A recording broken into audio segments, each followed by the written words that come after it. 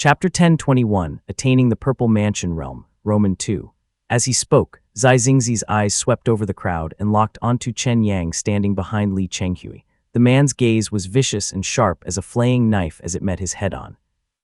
Zai Xingzi hadn't expected a mere Qi cultivation realm cultivator to look at him so brazenly. He paused mid-motion in mild alarm. He took note of him and thought to himself, what a poisonous gaze. I wonder which junior of the Li family this is. I'll have to find a chance to kill him early. Meanwhile, Li Chenghui clearly heard the sarcasm hidden between his words, and his heart grew faintly cold as he thought. It seems the various sects and gates are quite certain that Uncle Ziming has failed his breakthrough. They came prepared, even if we can block them this time. There may be no stopping them the next. In truth, the Li family knew that such a short period of seclusion made a Purple Mansion realm breakthrough nearly impossible, and their hopes were slim. Yet as long as the jade talisman in the ancestral hall still glowed, a sliver of hope clung to their hearts. But more than 10 years had passed, and the talisman had never been nourished since. Its omen was no longer reliable. Even if the family head had planned in secret, who could have foreseen colliding with a phenomenon? As the thought flashed through Li Chenghui's mind, Zai Xingzi offered up a jade box, holding it politely with both hands joined together. Yet his eyes were cold as ice. All eyes were fixed upon the jade box. Suppressing his anger, Li Chenghui glanced at it. Its exterior was refined, though he had no idea what lay within. Should I take it, or should I not? Pondered Li Chenghui.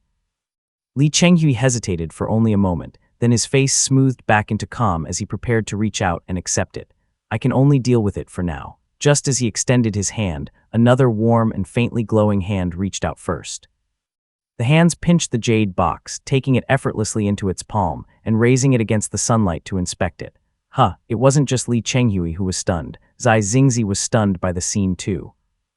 The entire expanse of the Great Lake fell silent as everyone dumbly lifted their heads toward the sky. A man clad in white and gold Taoist robes had appeared at some unknown moment between the two of them. His features were not striking, yet they were dignified. Pale golden eyes examined the jade box, and the center of his brows contained a dazzling ray of heavenly light. This was Zai Xingzi's first visit to the Li family, so he had never seen this man before. The brilliance at the man's brow was so piercing he could hardly keep his eyes open. In that instant he realized and sneered inwardly, Li Xiaowei, so he never left after all, and what of it? Before he could react and speak, a slightly trembling, excited voice rang out beside him, Uncle, that's a whole generation off, thought Zai Xingzi. Zai Xingzi faltered as he stared blankly at the man's face, only to see those pale gold pupils gaze past the jade box and settle calmly upon him. I, a Taoist master, have mastered a divine ability, and your sect dares present me this, a mere Qi cultivation realm spirit item.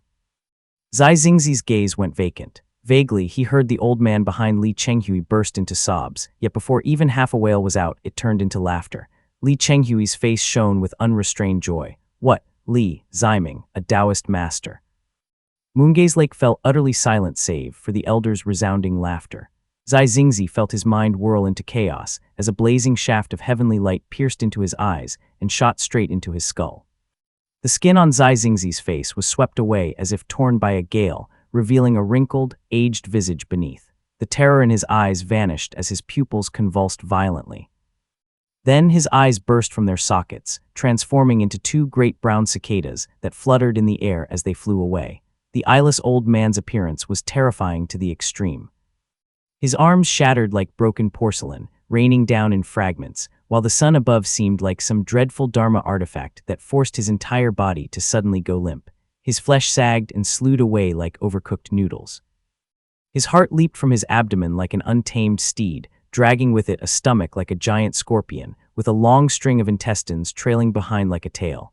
And yet, in the next instant, it all seemed but an illusion. Zai Xingzi's body restored itself and returned to its original form. His lips trembled twice before he suddenly exploded in place and scattered into a storm of flying stones. Li Ziming then slowly turned around. Since Zai Xingzi cultivated the earth virtue, the fragments of his body turned into radiant stones, raining down like hail. Li Ziming stood calmly amidst the white downpour as splashes rippled across the lake's surface. A moment later, all of Zai Xingzi's followers collapsed as their legs gave out. Some fainted outright and splashed into the lake. Li family cultivators rushed to fish them out, reviving them with mana, then forcing their heads upward to continue looking at the sky. The purple flames atop Mount Wu suddenly flared thick, and a radiant shaft of heavenly light pierced the skies, swiftly merging with the rainbow-hued clouds. Those clouds suddenly turned into dazzling white brilliance, flooding all of Moongaze Lake. The mirrored waters reflected the brilliance, blanketing heaven and earth in blinding light. Without opening his mouth, Li Ziming released a vast wave of sound that spread across the heavens, reverberating into the great void and reaching every corner of Yue State. I, Zheajing, Li Ziming of the Moongaze Li family, have today attained the bright Yang divine ability. From this day forth, we proclaim our Li family as a Purple Mansion immortal family. In 3 months, we shall hold a grand ritual ceremony. All Taoist friends are welcome to attend and witness. The voice rang out clear and resonant, spreading in all directions under the blessing of his divine ability. Li Ziming floated above the lake, borne upon his divine ability, as specks of golden radiance emerged from the clouds. Wang. A towering bright white heavenly gate engraved with intricate patterns rose from within the clouds. Majestic dragon banners and Luan carriages, resplendent in dazzling hues, moved through it. Precious banners and canopies swayed in the wind, while figures clad in golden armor and robes, each wielding weapons, filled the skies. Celestial music and mystical chants reverberated as the heavenly gates slowly descended from the horizon. Nearly all cultivators lost control of their spirit wind, dropping to the ground and staring up in awe. The bright Yang divine ability, heaven-venerating gate. Only now did Li Ziming truly understand what an art a divine ability was. His true form was nothing more than purple flame and heavenly light, yet his entire array of divine abilities manifested in the overwhelming spectacle of the heaven-venerating gate. As one of the Wei's Li lineage, the sheer grandeur of this divine ability was enough to inspire awe and dread alike. He stood quietly amidst heavenly light and celestial music. Countless figures had long been standing within the great void, and now chose to reveal themselves one by one. Li Ziming smiled faintly and nodded as their voices rang out. The first to appear was an immortal mountain shrouded in dark mist, from which came a resounding voice. "Congratulations, young friend, on your breakthrough to the Purple Mansion realm. I, Changxi, offer my felicitations on behalf of the profound Peak Gate. May your divine ability flourish, and may you, within 100 years, forge your golden core." Li Ziming looked up and indeed saw a middle-aged man with jade on his chest, standing atop the immortal mountain. With just a blink, the man's appearance shifted into that of an elderly figure with hair as white as snow, a sight most wondrous. "Senior flatters me." He returned the salute toward the elder. To the south, a simple bank of clouds materialized. Within it stood a stern-faced elder whose gaze, cast toward him, brimmed with surprise and even a touch of complexity. "I am Si Boxiu of the Azure Pond sect. Congratulations, young friend, on your breakthrough to the Purple Mansion realm. On behalf of the Azure Pond sect, I present this great lake as my gift. May you achieve mastery of the 5 laws and ascend to fruition attainment." Chapter 10:22, The Congratulations of the Families. Si Boxiu stood firm upon the clouds, and Li Ziming immediately cupped his hands in return and said softly, "My family has cultivated for 100 years under the protection of the upper sect, with much aid from your esteemed family. The kindness still lingers, and my elder brother still serves within the sect. I must trouble Senior to look after me in the days to come." Si Boxiu's gaze remained complicated, yet his expression had softened. Li Ziming's breakthrough to the Purple Mansion realm was now already a foregone conclusion, so there was nothing left for him to say. He could only sigh and speak gently. "In the turmoil of the Kai family years ago, you suffered much harsh treatment. For that, I offer you my apology."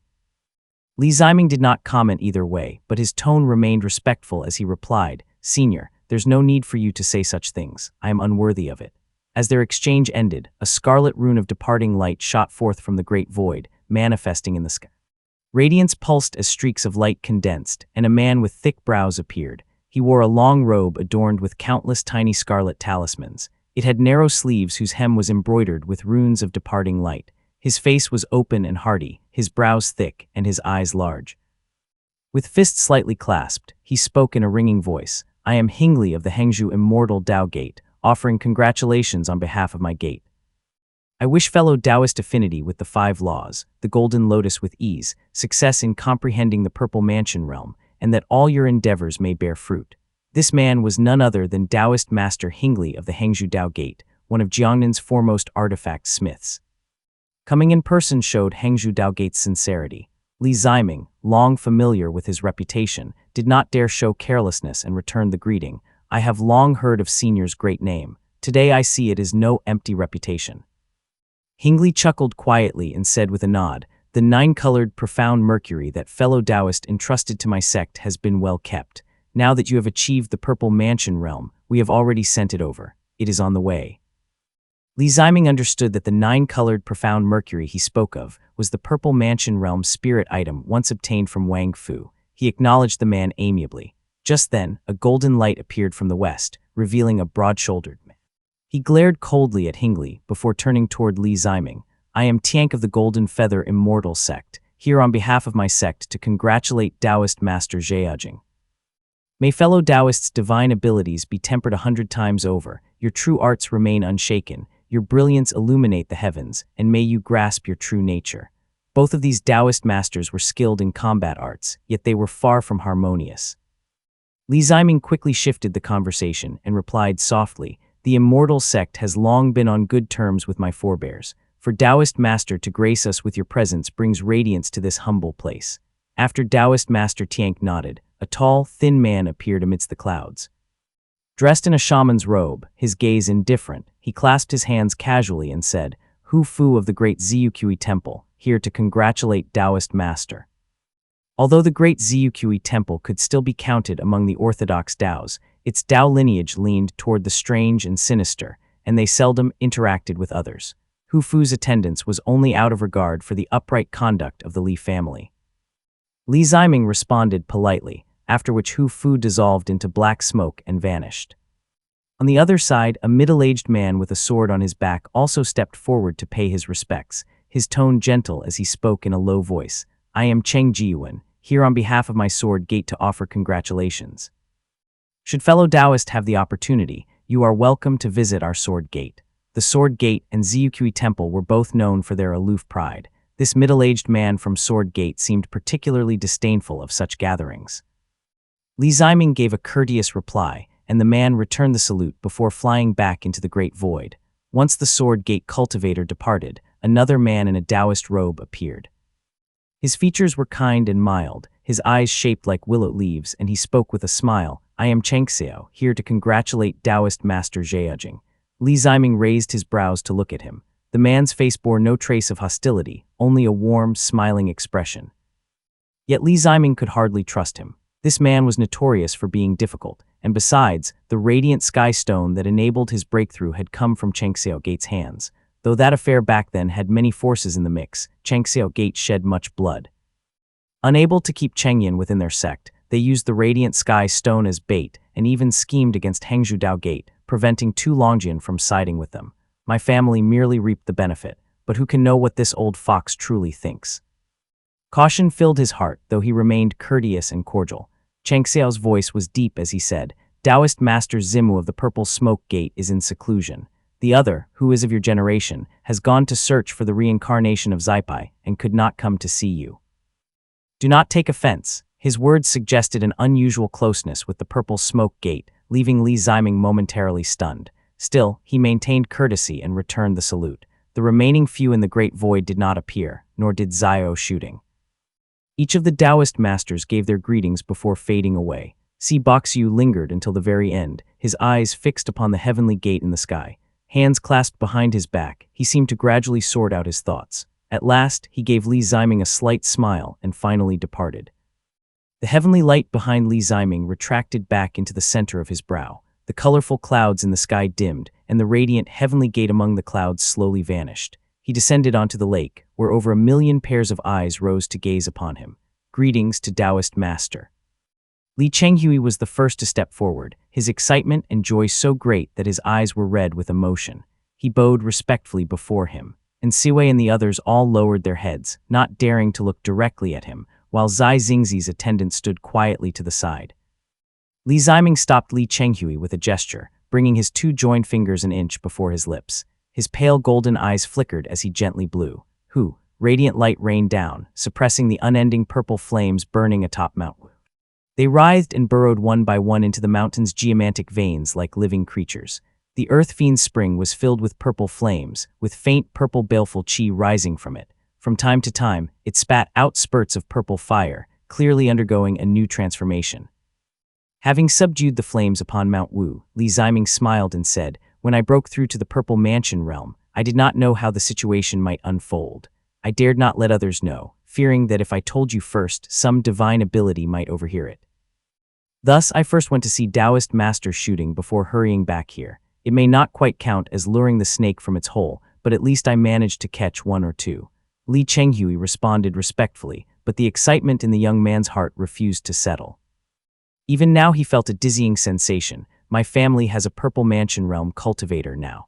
My family is now a Purple Mansion Realm immortal family." The crowd looked upon them in uncontrollable excitement. Li Ziming's gaze lingered on the few cultivators from the Mifan 3 sects of Mount Zioshi. Their faces had gone pale with terror, some having fainted several times already. None dared to meet his eyes, afraid that his very gaze might kill them. The jade box still floated in the air as Li Ziming sneered, "Chenghui, take out the congratulatory gift from the Mifan 3 sects and let us have a look." Li Chenghui immediately understood.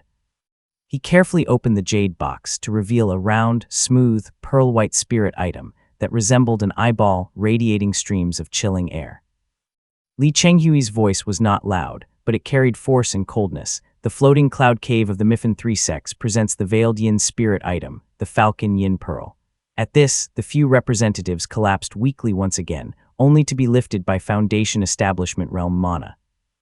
All eyes on the lake turned toward them, sharp as blades. A bright yang cultivator breaks through to the Purple Mansion realm, attains a divine ability, and becomes a Taoist master, yet they dare to use a veiled yin spirit item as a congratulatory gift.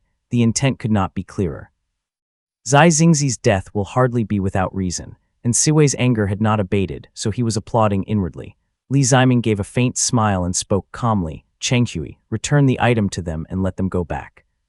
He turned toward them, and the Qi cultivation realm cultivators trembled, lowering their eyes in terror as if their souls were about to scatter. They vaguely felt the heavenly light from the center of Li Ziming's brow shining upon them.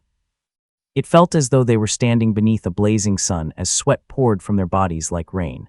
Chapter 10:23, The Congratulations of the Families, II, 3 days. Either the floating cloud cave or the Mifan 3 sects themselves must give me, Zheajing, an explanation within 3 days, said Li Ziming, and Siwei released them. These Qi cultivation realm cultivators had never expected to escape with their lives. Crying and kowtowing frantically, they were silenced by a single glare from Chen Yang before staggering off on spirit wind back toward their sect. "Taoist master is merciful. Truly, they got off lightly," said Li Chenghui as he gazed coldly at the departing three. Li Chenghui was not wrong.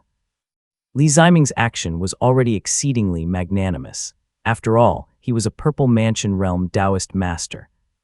To suffer such offense from a mere Foundation Establishment realm cultivator, even if Zai Xingzi had belonged to Yue State's 3 immortal sects, without being of true direct lineage, his life could not have been spared unless a Taoist master personally apologized.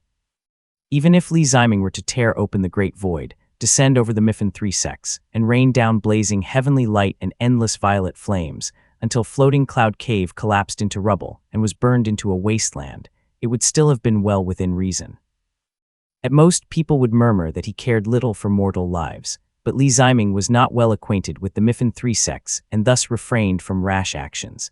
Having only just broken through to the Purple Mansion realm, his divine abilities were not yet fully mastered.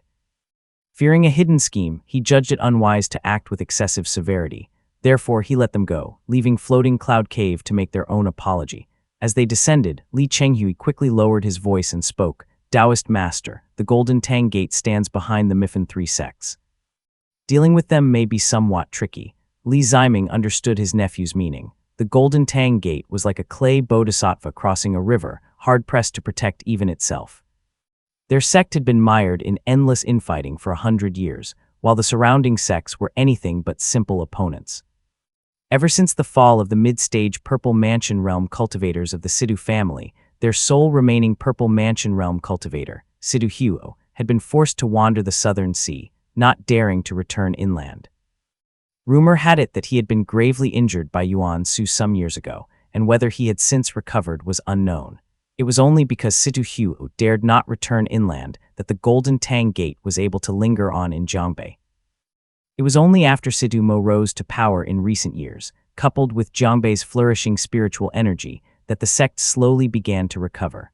The spiritual energy of Jiangbei was bought with the lives of cultivators from both north and south in those years.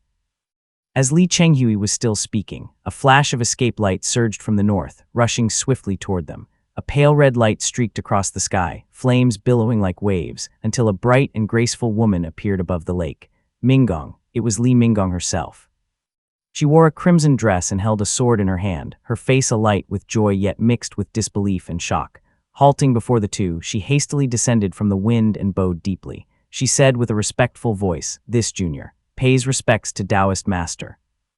As she spoke, her eyes welled with tears. Choking slightly, she continued, "Congratulations to seventh uncle on refining a divine ability. This junior pays homage. This junior has already crossed the life and death barrier and forged the immortal foundation, the Pheasant Li March. The Pheasant Li March commands the true flame of the pheasant, refining the 5 viscera within and tempering metals without. Holding the flame in the mouth, it spews miasma and fire, transforming the body into a bird to soar upon blazing fire." The family's 4th grade manual, Pheasant Flame's Long March Technique, had always been a respectable true flame Dao lineage. That Li Minggong was the first to forge a Dao foundation in true flame was somewhat unexpected, yet it pleased Li Ziming greatly. He said warmly, "Good." Among all the Foundation Establishment Realm juniors, Li Minggong was the closest to Li Ziming, being the great-granddaughter of Li Xuanxuan. He helped her up with a smile and said with a nod, "True flame excels at artifact forging. You should spend more time studying such matters." He Jiumen's lifespan is nearly exhausted, and there is still no one to guard Nine Gates Mountain, the family's peak of artifact forging. He raised his brows and asked, "Where are Qingliu and Chenghui?" Li Minggong bowed with clasped fists and answered softly, "Taoist master, my elder brother. Failed his breakthrough some years ago." "Oh," Li Ziming paused, his face tinged with regret. Li Minggong and Li Qingliu had similar innate ability, yet Qingliu's temperament had been the best. He had expected the boy to succeed in breaking through, but though he had entered seclusion the earliest, his life had ended there. Now that I think of it, managing the family consumed too much of his time. He always had to look after his brothers and sisters, leaving too little effort for his own cultivation. Though his cultivation was decent, how could it compare to siblings who honed themselves ceaselessly day after day, thought Li Ziming. Li Ziming fell silent for a moment. This matter had happened 5 or 6 years ago, and the family had already recovered somewhat. He only sighed inwardly, unwilling to reopen old wounds, and asked instead, "How is Chenghui?" Li Chenghui was the most gifted of the radiant lure generation. In theory, the Foundation Establishment realm should have posed no problem for him, yet cultivation often depended on fate, and at times even luck itself, making outcomes impossible to predict.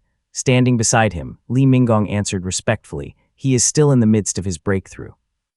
Li Ziming and the others had already descended onto the island. Over 100,000 people raised their heads to gaze at the dazzling radiance. Li Ziming pinched his fingers in calculation, then frowned, too late. At the side, Li Chenghui spoke respectfully. At 29th brother's cultivation pace, he should have entered seclusion long ago. But Uncle Zijai spent a great price within the sect to obtain a 4th grade technique of the same element, the hidden esoteric profound method, for him. It is said to be wondrous indeed. He had him go into seclusion to transform his entire cultivation and break through to the Foundation Establishment realm with this technique, which delayed matters for 5 or 6 years. Li Ziming then laughed heartily and said while nodding, "A 4th grade technique truly makes a difference." He descended toward the island as he listened to Li Chenghui's account. The sun shone bright, and the sky was filled with colorful clouds. Li Xuanxuan came forward, face streaked with tears yet carrying a smile. His lips trembled and his hands quivered as he reached out. After staring at him for a long time, he finally uttered 2 words, "Minger." Li Ziming had felt utterly light and refreshed within, but upon hearing those 2 words, an indescribable ache surged through his chest. His eyes shut tightly, and only after several breaths did he choke out, "Grandfather, Minger has not failed your trust." Through endless visions of beasts devouring him, mountains of blades, seas of fire, bodies pierced and gutted, he had not made a sound, yet that single phrase nearly drove him to tears. He turned his head slightly and spoke softly, "Chenghui, in 3 months, the 3 sects and 7 gates will all send representatives. Make haste and prepare." Li Chenghui and the others immediately understood, retreating 2 steps and closing the hall doors behind them. The great hall was instantly empty, leaving only the grandfather and the grandson within. Li Xuanxuan's clouded old eyes brimmed with tears. He stood motionless, staring again and again at the radiant heavenly light shining from the center of Li Ziming's brow. Only after 15 minutes did he close his eyes, forcing out 2 streaks of tears. The old man smiled and said, "Even if I were to die this very moment, it would be enough to show your uncles. Ziming, you have made us proud."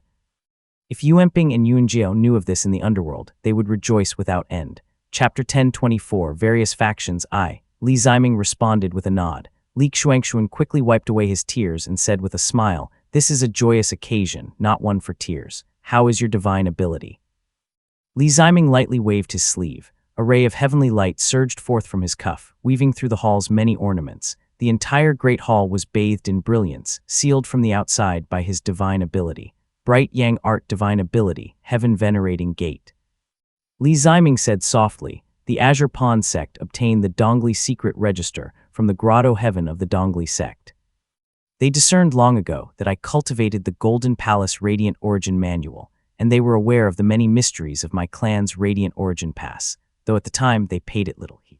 Yet they did not know that though I used the Golden Palace Radiant Origin Manual to build my foundation establishment, later I transformed my mana with the 5th grade Same Essence Radiant Essence Scripture.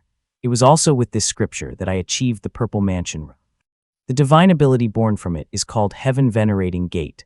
Li Xuanxuan looked slightly perplexed. After frowning in thought for a moment, he asked, "Then is there a difference between the divine ability attained through the Radiant Origin Pass? Could it be that different grades of immortal foundation, when breaking through to the Purple Mansion realm, yield different divine abilities?" Li Ziming paused briefly, then spoke softly. "In truth, the difference is not that great. Aside from rare substitutions, any technique that can produce a divine ability is generally of 5th grade or higher.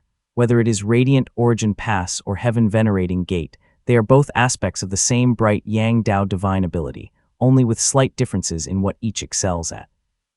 As for 6th or 7th grade manuals, perhaps their divine abilities are stronger, but I have never seen them." The light at the center of his brows flickered faintly as he spoke in deep thought. "After cultivating this divine ability, I realized that a person's divine ability is tied more closely to their own Dao cultivation than to the manual itself. It gradually breaks free from the manual's constraints. Perhaps this is the difference between innate nature and destiny. When the Purple Mansion realm touches upon destiny, it seems no longer bound by manuals." Li Ziming paused again, speaking with some caution. "When I linked to the Great Void, I faintly sensed a premonition. It seems that the Purple Mansion and Golden Core Daos are bound by manuals, and that reaching the peak of the Purple Mansion realm and breaking through to the Golden Core realm is already the limit. Once one forges metallic essence and ascends to fruition attainment, manuals are no longer needed. From then on, everything depends solely on one's own cultivation." He lifted the teacup, took a light sip, and continued, "Perhaps the ancient techniques of qi ingestion for nourishing one's nature, or spell arts beyond the Golden Core realm, may offer further insight. But the Purple Mansion and Golden Core Daos ends with the Golden Core realm. Once one ascends to fruition attainment and becomes a true monarch, a single thought can transform heaven and earth. At that level, what manual could possibly offer them guidance?" Li Xuanxuan nodded, calculated silently, and said quietly, "I have heard that the answers to a beggar's questions under the mulberry tree, bestowed by an immortal, is no more than 7th grade. Most likely, the truly exquisite manuals for the Purple Mansion and Golden Core Daos are those of 5th or 6th grade." Li Ziming nodded. He touched the center of his brows, then pointed outside the hall. The colorful clouds in the sky dispersed at once. He spoke softly. "Cheng Huai is cultivating the untraceable presence. This blazing heavenly radiance would be unfavorable for him, so I have withdrawn it for now. These past 10 years, how has the family fared? How is the world?" Li Xuanxuan sighed and shook his head. Clearly, these past 10 years had not been easy, but now that their family possessed a Purple Mansion realm cultivator, such matters no longer weighed as heavily. He said comfortingly, "The main upheaval was in Jiangbei. Taoist master Chang Yun's Chengyun Gate seized a vast territory. Once the situation stabilized, 2 Purple Mansion realm cultivators from outer seas also settled in Jiangbei, and numerous minor sects and gates of every size sprang up like wildflowers. Jiangbei's spiritual energy has become concentrated, and across the river, the wilderness temples tied to the water veins have also flourished. The spiritual energy there changes with each passing day. The wilderness is also part of the riverbank's geomantic lines, lying between Moongaze Lake and Profound Peak Gate. In the past, its spiritual energy was meager, dotted only with barren mountains and remote temples. But once the spirit veins flourished, countless sects and gates rose up at once. As for the Yu family, probing attempts have increased from many sides, all aimed at Xiaowei. They use Golden Tang Gate and the Mifan 3 sects as their spearhead, quietly testing the relationship between our family and the Dragon Clan. They've been growing ever bolder with every probe. Today's visit from the Mifan 3 sects was exactly such a move. If not for your successful breakthrough, much trouble would have ensued. Where is Xiaowei? Li Ziming asked. Li Xuanxuan replied. He pretended to head to the eastern sea to subdue demonic creatures, but in truth he had already crossed to the opposite shore. He anticipated that the Mifan 3 sects would launch a great assault across the river to the northern bank, and was preparing to respond in secret. But your breakthrough disrupted everything, and the situation has completely changed. The Mifan 3 sects not only did not cross the river, they even sent people over to offer congratulations while provoking us. I do not know what they are planning. Li Ziming nodded and said softly, whatever they had in mind, it no longer matters. Every sect will be sending gifts within 3 months. What we must do is settle things properly. After hesitating for a long moment, he finally asked, is there any news of Ant? Li Xuanxuan faltered, then spoke in a low voice, this matter. I truly do not know how to put it. King Hung has been away from home for too long. 5 years ago, the Jade Talisman lost the mana that nourished it, dimmed, and could no longer reveal its master's fortune or safety. Li Ziming steadied himself and said reassuringly, once matters here settle, I will discuss with Xiaowei. Depending on the situation, we may need to pay a visit to the Dragon Clan to inquire about this matter. Li Xuanxuan nodded repeatedly. Just then, sounds arose outside the hall. With a thought, Li Ziming caused the great doors to rumble open on their own. 2 figures stepped into the hall. The woman wore a light red cloud brocade gown, a silver-white necklace around her neck, a talisman brush at her waist, and several talisman papers tucked in her sleeves. She wore no makeup. Her skin was fair, her eyes bright with spiritual qi, and her smile bent like a crescent moon. Joy mingled with reverence as she bowed deeply. Junior Qiuan greets the Taoist master, said Li Qiuan. The other was a man in a robe of purple and white. Fire patterns adorned his crossed collar and sleeves. White jade with golden tassels hung at his waist. His gaze was bright, and his bearing carried a lofty, unrestrained air. Jiangqian greets the Taoist master, said Li Jiangqian. Li Ziming lifted his head and beckoned the two closer. Li Qiuan, at the 6th stage of the Qi cultivation realm, appeared somewhat reserved. Li Jiangqian, already at the 7th stage, was quicker and spoke warmly. Ancestor has broken through and became a Taoist master. The whole family is filled with joy. Just seeing those fools' faces is enough to ease one's anger. Li Ziming laughed lightly and instructed, the two of you are cultivating too quickly. There is no need to rush. You should spend more time practicing spell arts instead. We understand. After saluting, Li Jiangqian smiled and said, at first, not knowing Ancestor would emerge so quickly, our family was hard-pressed for Foundation Establishment Realm cultivators. So I discussed with Sister Qiuan that I would attempt my breakthrough first, to achieve the Foundation Establishment Realm and assist the family. She could take her time in cultivation, but now it seems that is no longer necessary. Li Jiangqian's words greatly pleased Li Ziming. He nodded, then asked with a curious smile, your father, how many children does he have now? Li Jiangqian replied respectfully, in the past decade or so, he has had 4 more sons. The younger ones have yet to formally serve within the family, but they are all doing quite well. Li Ziming sipped his tea and conversed with them for a while longer. Then Siwei descended before the hall, riding the wind, and reported respectfully, reporting to the Taoist master. Envoys of the Mifan 3 sects have arrived from across the river. Li Ziming had been seated for only half a day, yet the Mifan 3 sects had already acted swiftly. He spoke casually. How was Mount Zioshi handled? Chapter 10:25 Various factions Aye. And Siwei bowed low and answered respectfully. Floating Cloud Cave fell into utter chaos.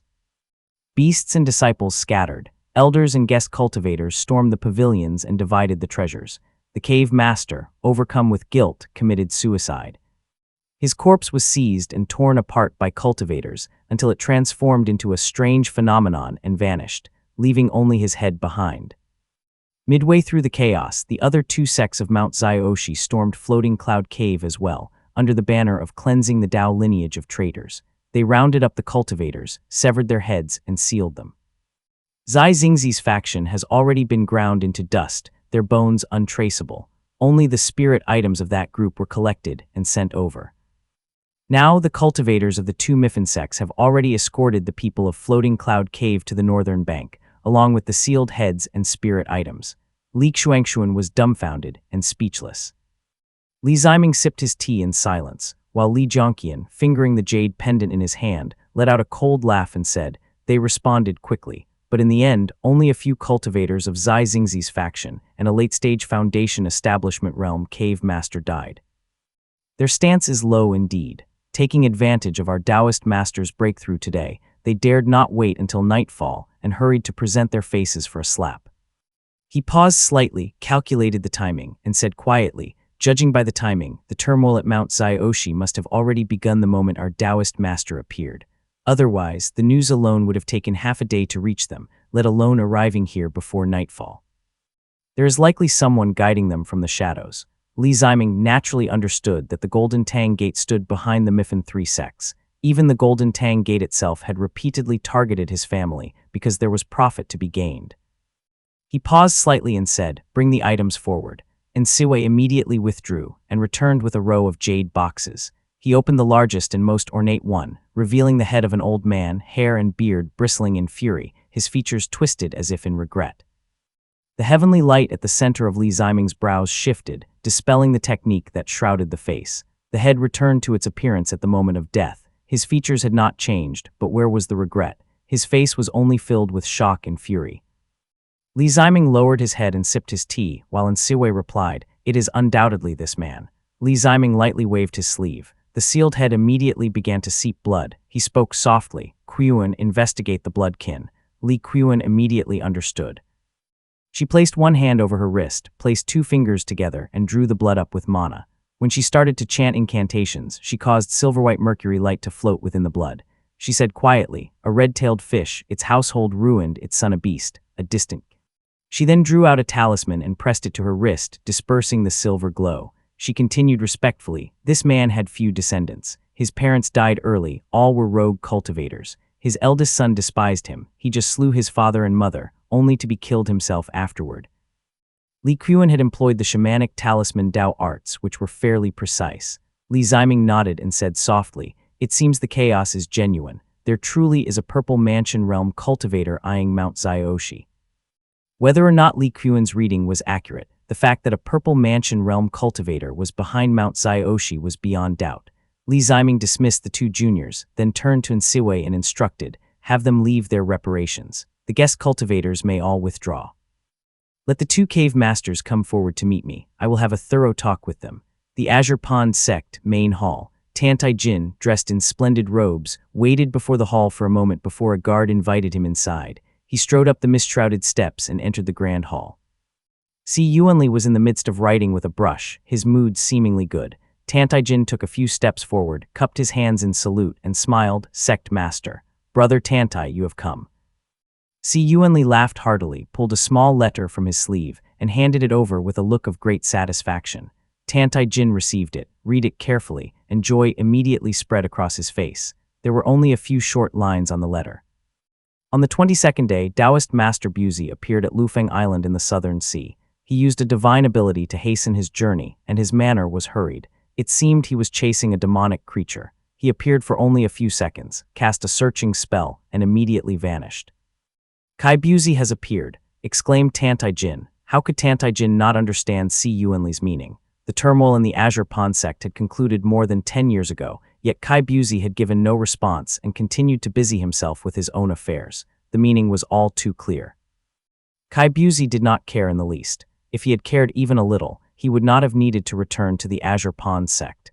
Even leaving a single message would have prevented the tragedy of that. Tantai Jin laughed quietly, lowered his brows, and in a voice as low as could be whispered, "Could it be that the Taoist master holds resentment against someone?" What kind of person was Si Yuanli? He immediately reacted to those words. A trace of fear rose in his heart, and his expression wavered. He knew exactly of whom Tantai Jin spoke. Pristine water, thought Si Yuanli. Who can say? Si Yuanli's expression remained clouded and uncertain as he replied quietly. Perhaps he bore resentment toward Kai Wei. That man's will to pursue the Tao was unyielding, yet he was skilled at feigned humility and false appearances. There was no sign of it back when Kai Wei was alive, but once Kai Wei died, it was as if he became a different person. He kept the rest of his thoughts buried in his heart. Even if he bore resentment toward pristine water, what of it? Ning Tianxia was more than dissatisfied. He hated his life to the point of refusing to cultivate divine abilities, and what came of it? He destroyed himself with hatred for nothing. Kai Buzi was a clever man. Si Yuanli did not believe he would act so rashly. At most, he only wished to step out from under the Azure Ponsect's shadow. I only worry about ancestors' affairs after his passing, thought Si Yuanli. Si Baxu was skilled in talisman arts and possessed several fine inheritances, but time could not be delayed any longer. Si Yuanli was waiting for that one moonlight glazed fruit to close. He stared at the painting before him for a while, then lifted his brush to inscribe words upon it. Suddenly Tantaijin tilted his head as if listening. Si Yuanli froze, his ears twitching. A vast, majestic voice spilled from the great void, echoing through the grand hall. Zheajing, Li Ziming of the Moongaze Li family, on this day has attained the bright Yang divine ability. He proclaims dominion as a Purple Mansion realm immortal family, with ceremonial rites and sacrifices to be held 3 months hence. Zheajing, Li Ziming of the Wanju Li clan. Si Yuanli's hand froze mid-stroke, the name he had been writing cut short. A large blot of ink splattered onto the painting, bleeding outward and ruining the masterful work. Crack, the priceless white jade brush in his hand suddenly shattered. Fine jade dust slipped through his fingers, sprinkling upon the painting below. It covered the face of the old flood dragon at the center, dimming its eyes into obscurity. How is this possible? Muttered Si Yuanli. His face changed drastically. Years of qi-nourishing discipline shattered in an instant. His brows knitted tightly, his eyes glazed in disbelief, as they met Tantaijin's equally stunned gaze, reaching the Purple Mansion realm in just over 10 years. Li Ziming. Tantaijin raised his head. His expression shifted from shock to a shadowed regret. In a low voice he said, I fear we have fallen into a scheme. Not only you and I, sect master, even 9 out of 10 Purple Mansion realm cultivators in Jiangnan have underestimated him. Si Yuanli's composure far surpassed that of ordinary men. He exhaled slowly, then decisively waved his hand. Say nothing more, we must immediately pay a visit to Li Zijai. Chapter 1026, Senior Brother and Junior Brother I. Si Yuanli hurried down from the main seat. The painting, ignited by the mana he had left behind, burst into crimson flames upon the jade table and curled into a ball of blackened ash. Tantaijin dared not look at it, keeping close behind him and whispering urgently, Zyro shooting, he must have had a hand in this. Si Yuanli replied in a low voice. Though his expression remained calm, the exaggerated length of his stride betrayed the unease and disbelief roiling in his heart. At first, I thought it was Zyro Yuanci acting on his own, seizing the opportunity while that old man was in the northern sea, with others fanning the flames and forcing a pill refinement. But now it seems Zyro shooting even schemed against his own juniors. Pit Water's man on Creek truly lives up to his name. For nearly a century, Zyro shooting's strategies have been flawless. He maneuvered deftly between the Azure Pond sect and the Golden Feather sect, and now he is regarded as one of the most formidable experts within the Purple Mansion realm cultivators. It should never have been thought that he had miscalculated. Tantaijin whispered, could it be that Li Ziming is actually the most cunning among the Li family's 4 Zais, playing the fool and feigning weakness all along, just to reach this point? Si Yuanli pondered for a moment, then lifted his robe hem and rose upon the wind, shaking his head as he said, unlikely. No secrets can be hidden before the life divine ability. Moreover, heaven's favor is not endless. Li Zijai and Li Zijin are both extraordinary talents, and I've heard Li Zicheng is a man who gives his very life to his cause. How could there still be another such figure in Li Ziming? Zyro shooting must surely have been involved in the planning of this matter. As for Li Ziming, there is something strange. Either his manifestation was flawed, or the man himself is. Once the Taoist master returns, I will seek clarification. He sped toward the Jiyushan pavilion with Tantaijin in tow. As the celestial pavilion slowly came into view, Si Yuanli swiftly composed himself, a radiant smile spreading across his face as he thought, fortunately, I have never handled matters clumsily. With the groundwork laid, my demeanor will not seem suspicious. Had there been no preparation beforehand, such eagerness now would have appeared far too fawning and opportunistic. On this day, Zheajing, Li Ziming of the Moongaze Li family, has attained the bright Yang divine ability. The mighty voice rang out from the great void, brushing against the heavenly essence Tao spirit formation of the Azure Pond sect. The formation probed the disturbance, finding only sound and no divine ability, and merely flickered faintly. The voice then passed through the grand formation, reverberating through the entire Mount Azure Pond range, lingering ethereally until it reached the lofty pavilion standing amidst the clouds. Ding-dang. The jade talismans hanging between the towers chimed melodiously as the sound waves brushed against them. On the top floor of Jiyushan Pavilion, a middle-aged man in feathered robes lifted his head, staring blankly at the clouds in the sky. Behind him, a man in black robes wore a grim expression. Several shadow-like serpent tails writhed beneath his cloak, yet he too stood frozen in place, his face marked with even greater disbelief. Ziming. Li Zijai listened to the proclamation several times. His brows arched and a look of astonished disbelief tinged with a faint smile surfaced on his face, as if he were walking in a dream. He paced twice across the pavilion, the silence so deep that the crisp chime of the jade talismans rang clear in his ears.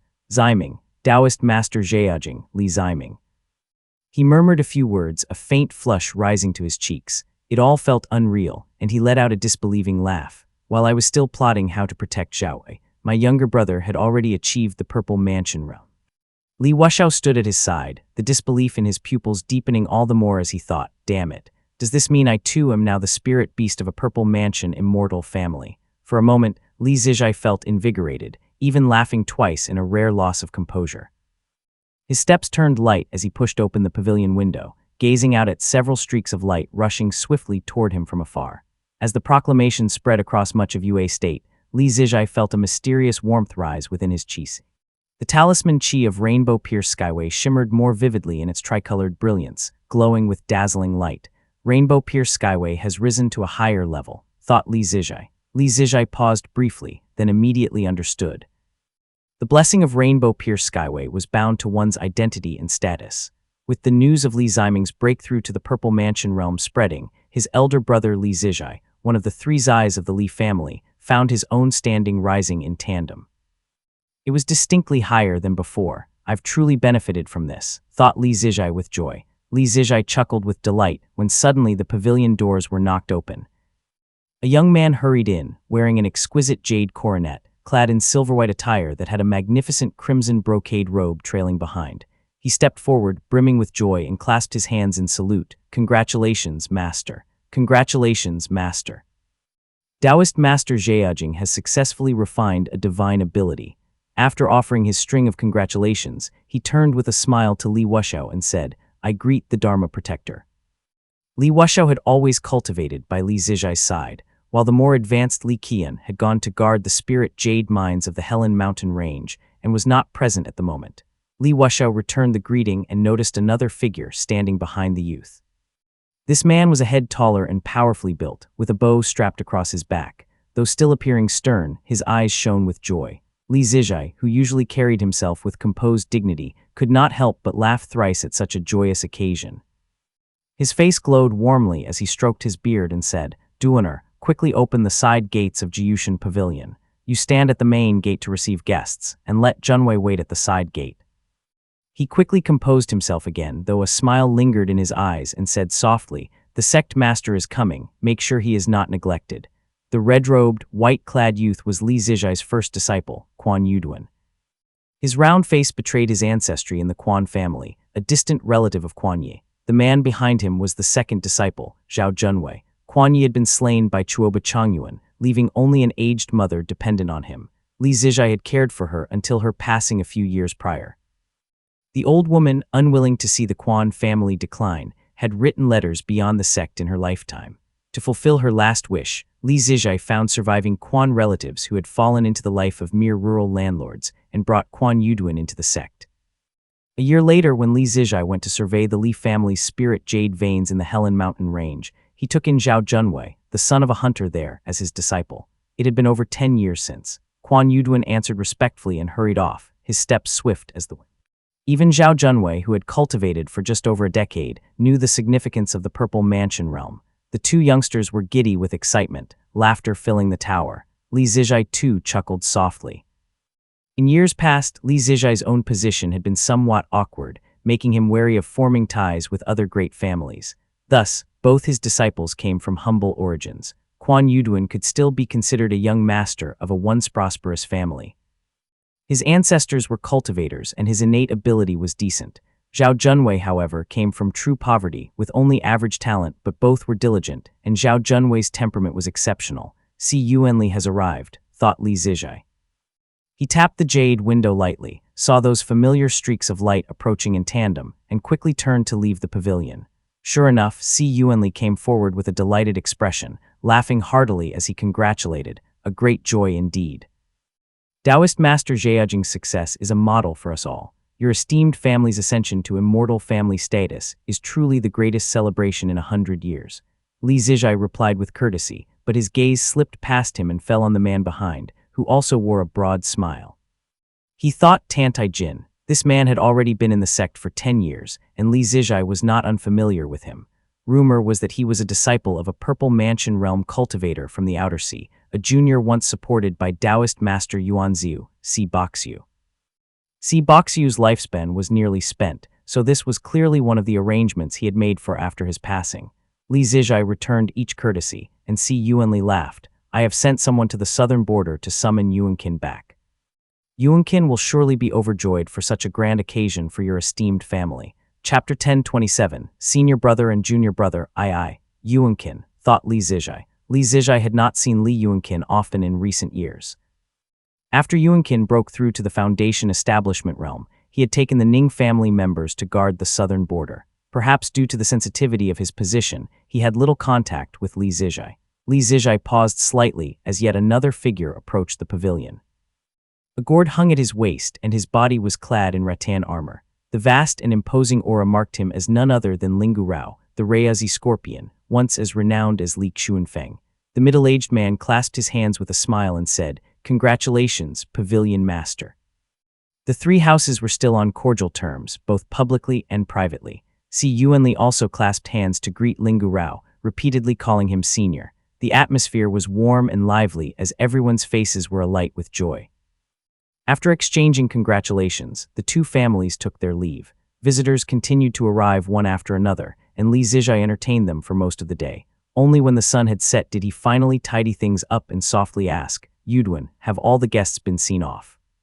Quan Yuduan clasped his hands and replied quietly, "There is still one person downstairs. They have been pacing back and forth nervously for quite some time, but haven't dared to come up." Oh, Li Zijai knew full well in his heart who it was, but he still asked softly, "And who is it?" "The Master of Kingsui Peak." Quan Yuduan's eyes held a trace of coldness as he replied with a smile. Quan Yuduan was no pampered scion. Growing up amid the tangled affairs of rural landlords, his childhood had hardly been free of malice. How could he, as a disciple, not be aware of the grudges between his master and Yuan Chengzhao, the master of Kingsui Peak? Yuan Chengzhao was still fidgeting uneasily below. Though Quan Yuduan greeted the guests with a beaming smile, he had not spared Yuan Chengzhao even a glance, showing him respect only because he now counted as a Foundation establishment realm cultivator. Otherwise, he would not have shown the man even a pleasant face. Li Zijai shook his head and said gently, "He is still your martial uncle. Go and invite him up." Quan Yuduan obeyed and went down. Before long, the voice of the second disciple, Zhao Junwei, deep yet respectful, could be heard, "Martial uncle, please."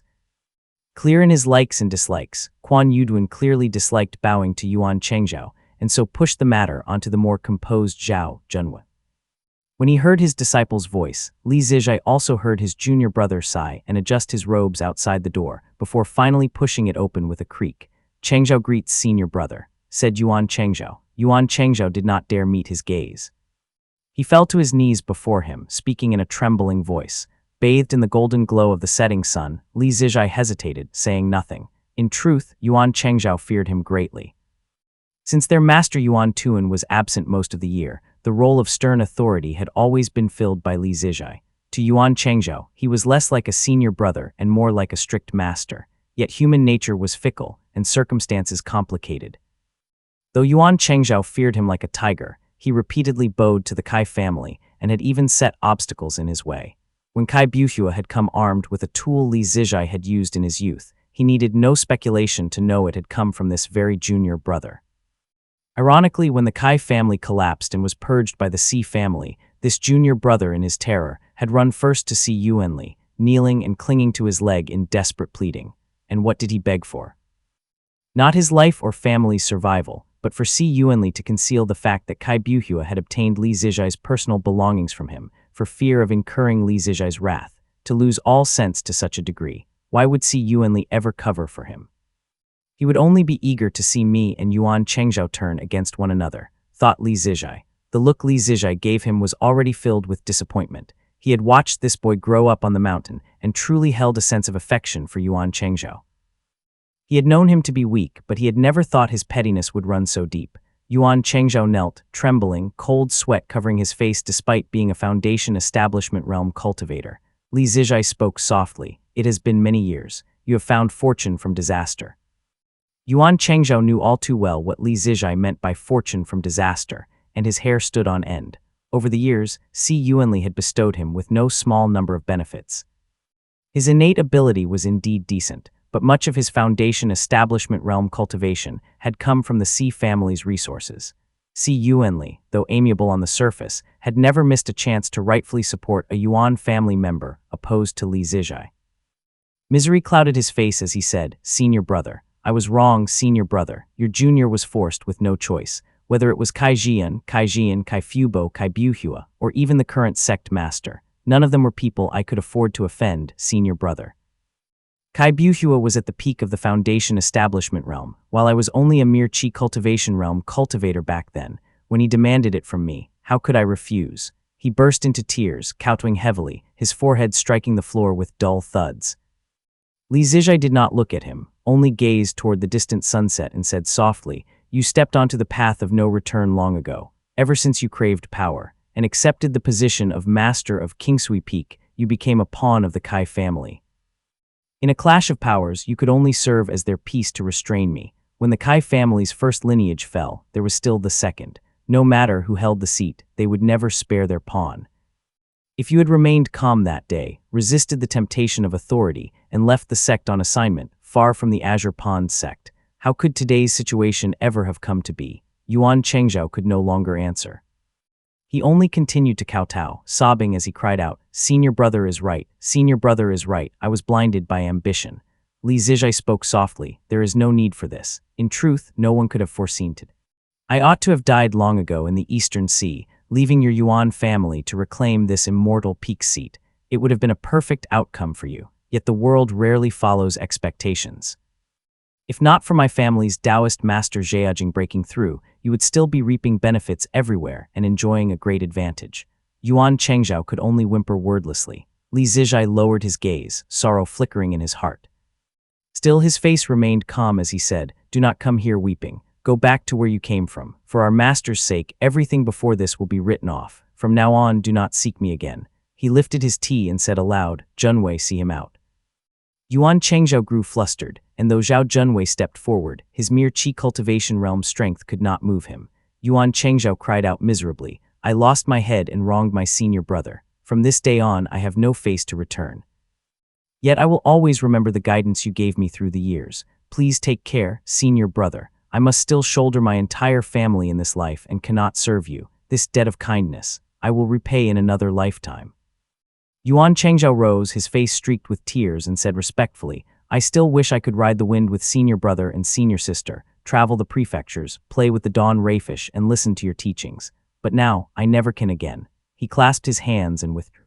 Li Zijai didn't say another word. Zhao Junwei escorted him all the way out, while Quan Yuduan curled his lip, then quickly stepped forward and said with a bow, "Master, since today is such a joyous day, shall we make arrangements to return to the lake?"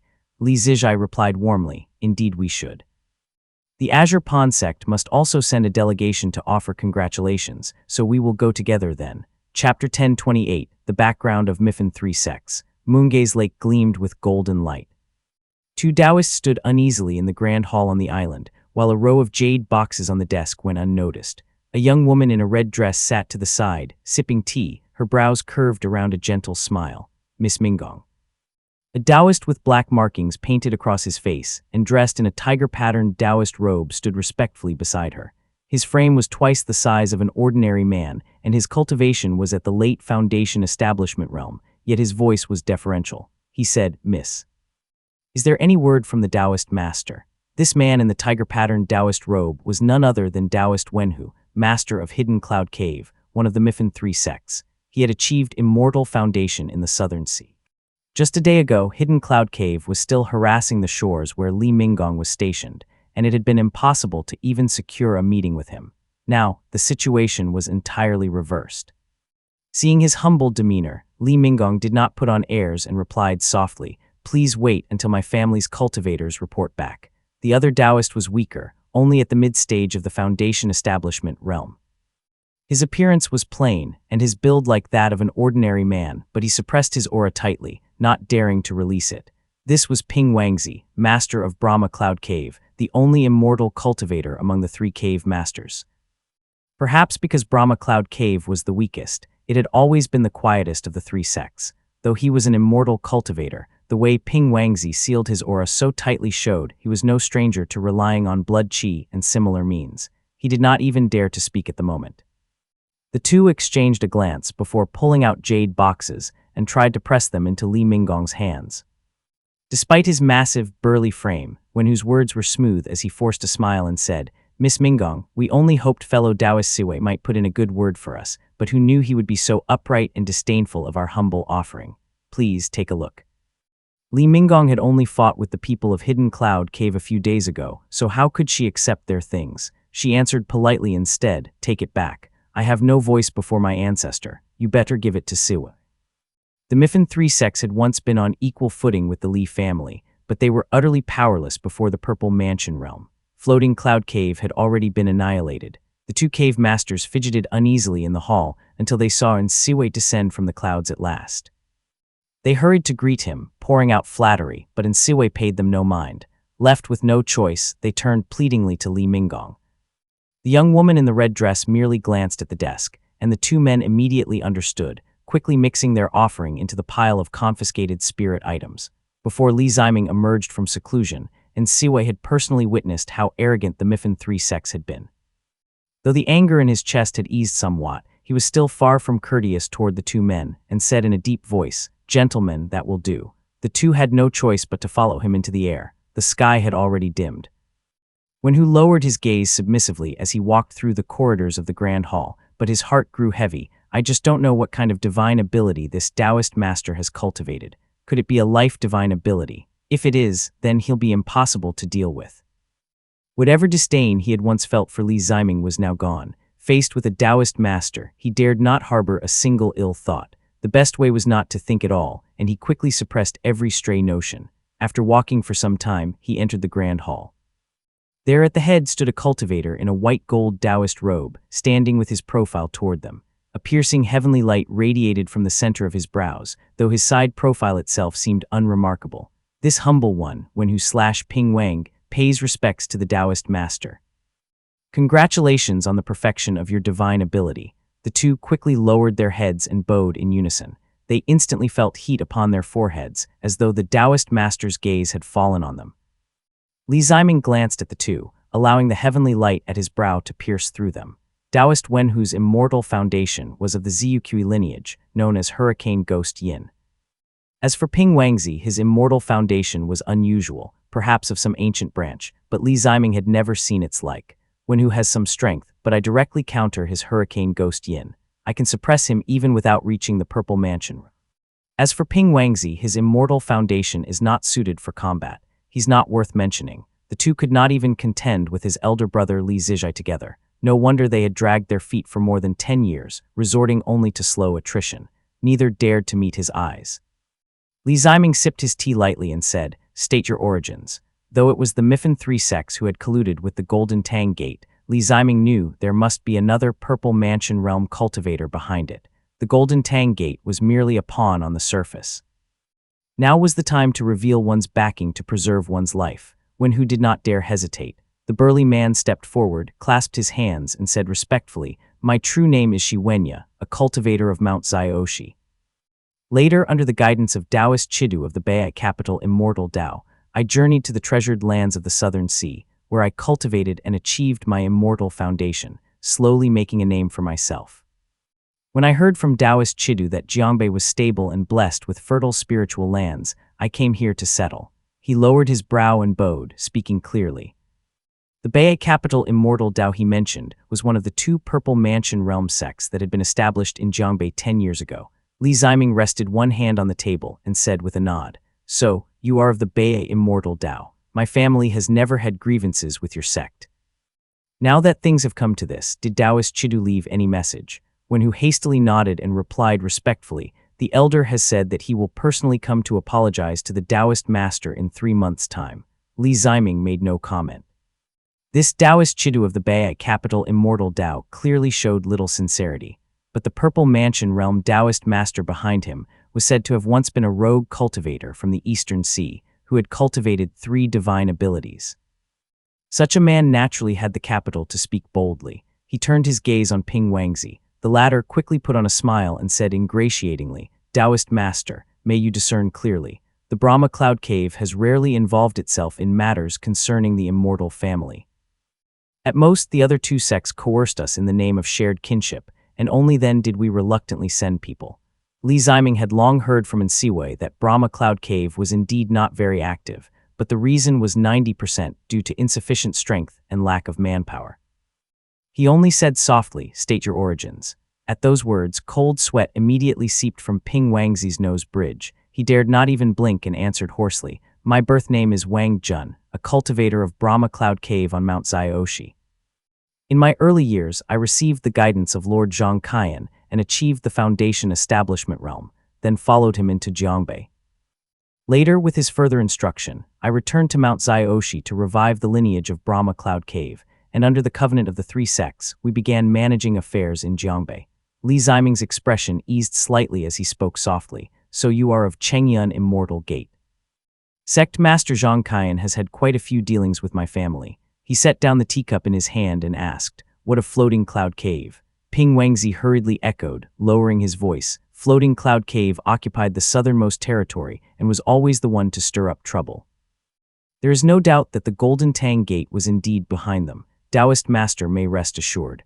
Li Ziming sank into quiet thought. The backgrounds of the 3 caves were now clear. Chengyun Gate had been founded by Taoist master Chang Yun together with a band of devil cultivators.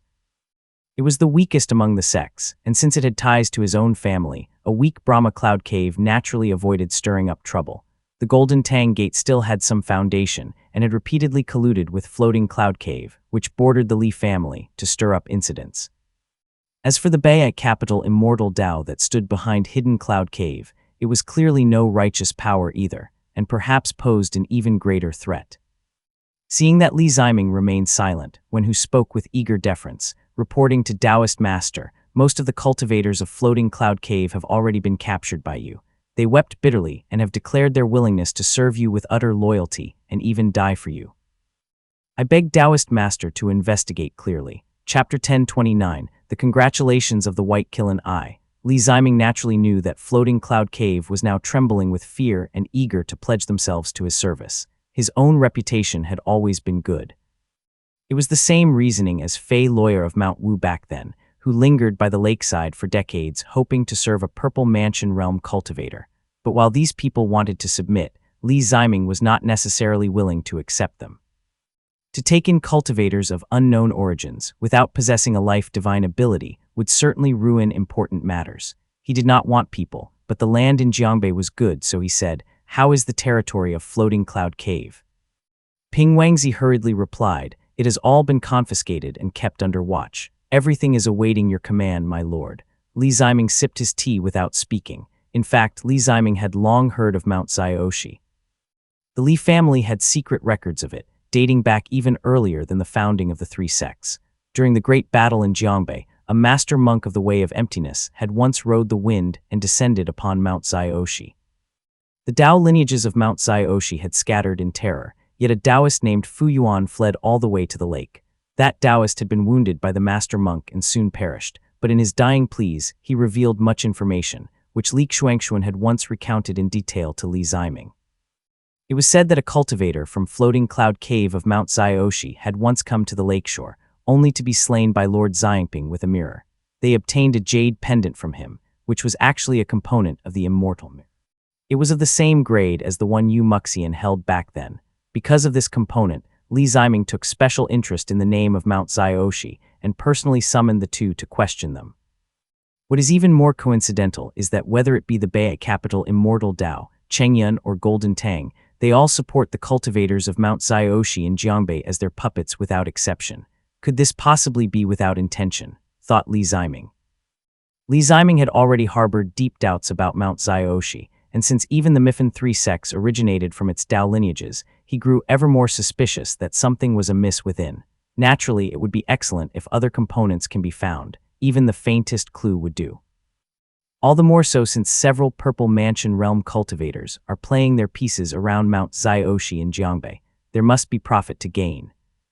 And even taking 10,000 steps back, Floating Cloud Cave in Jiangbei lies just across the river, separated by only a stretch of water from the northern shore of Moongaze Lake, which is our own domain. How could one permit others to snore by the side of one's couch? Thought Li Ziming. He drank his tea, waved his hand, and said, "In that case, let this matter be set aside for now." The two hurriedly withdrew as if granted amnesty. Li Ziming lingered in the hall for a moment, then drew out a jade slip from his sleeve. Tiny words were inscribed in a corner, heavenly radiance, hidden light. He rubbed the jade slip for a while, his brow gradually furrowing as he thought, Zhaowei is still in Jiangbei. Let nothing have happened. This is not the time to study cultivation methods. I must first make a trip to Jiangbei. Meanwhile, the two men exited the hall and flew straight out of Moongaze Lake toward their own territories. Both felt as though they had been granted new life. Ping Wangzi fared somewhat better, but Taoist Wen Hu truly felt as if a 1,000-pound burden had been lifted, leaving him deeply moved. Though both were pieces placed by Purple Mansion realm cultivators, having run into such a matter, it would have been entirely expected for them to die by Li Ziming's hand. Even if their sects lost face and held dissatisfaction, there was little they could truly say.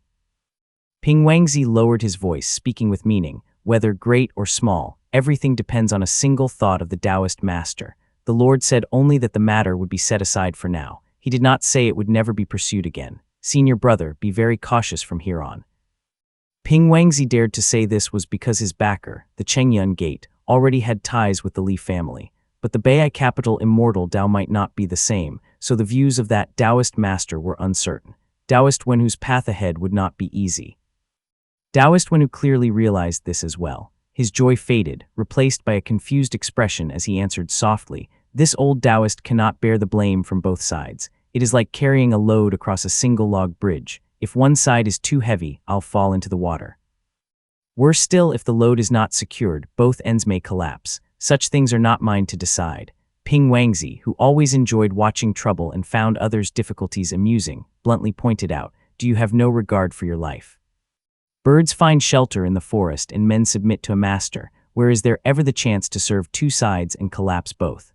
Taoist Wen Hu was left speechless. If they were truly compared, the figure from the Bei'ai capital Immortal Dao was far harder to deal with. Li Ziming, only recently having become a Purple Mansion realm cultivator, acted more righteously and had not yet come to view Foundation establishment cultivators as weeds. Thus, with some unwillingness, he said with a sigh, "Alas, just wait.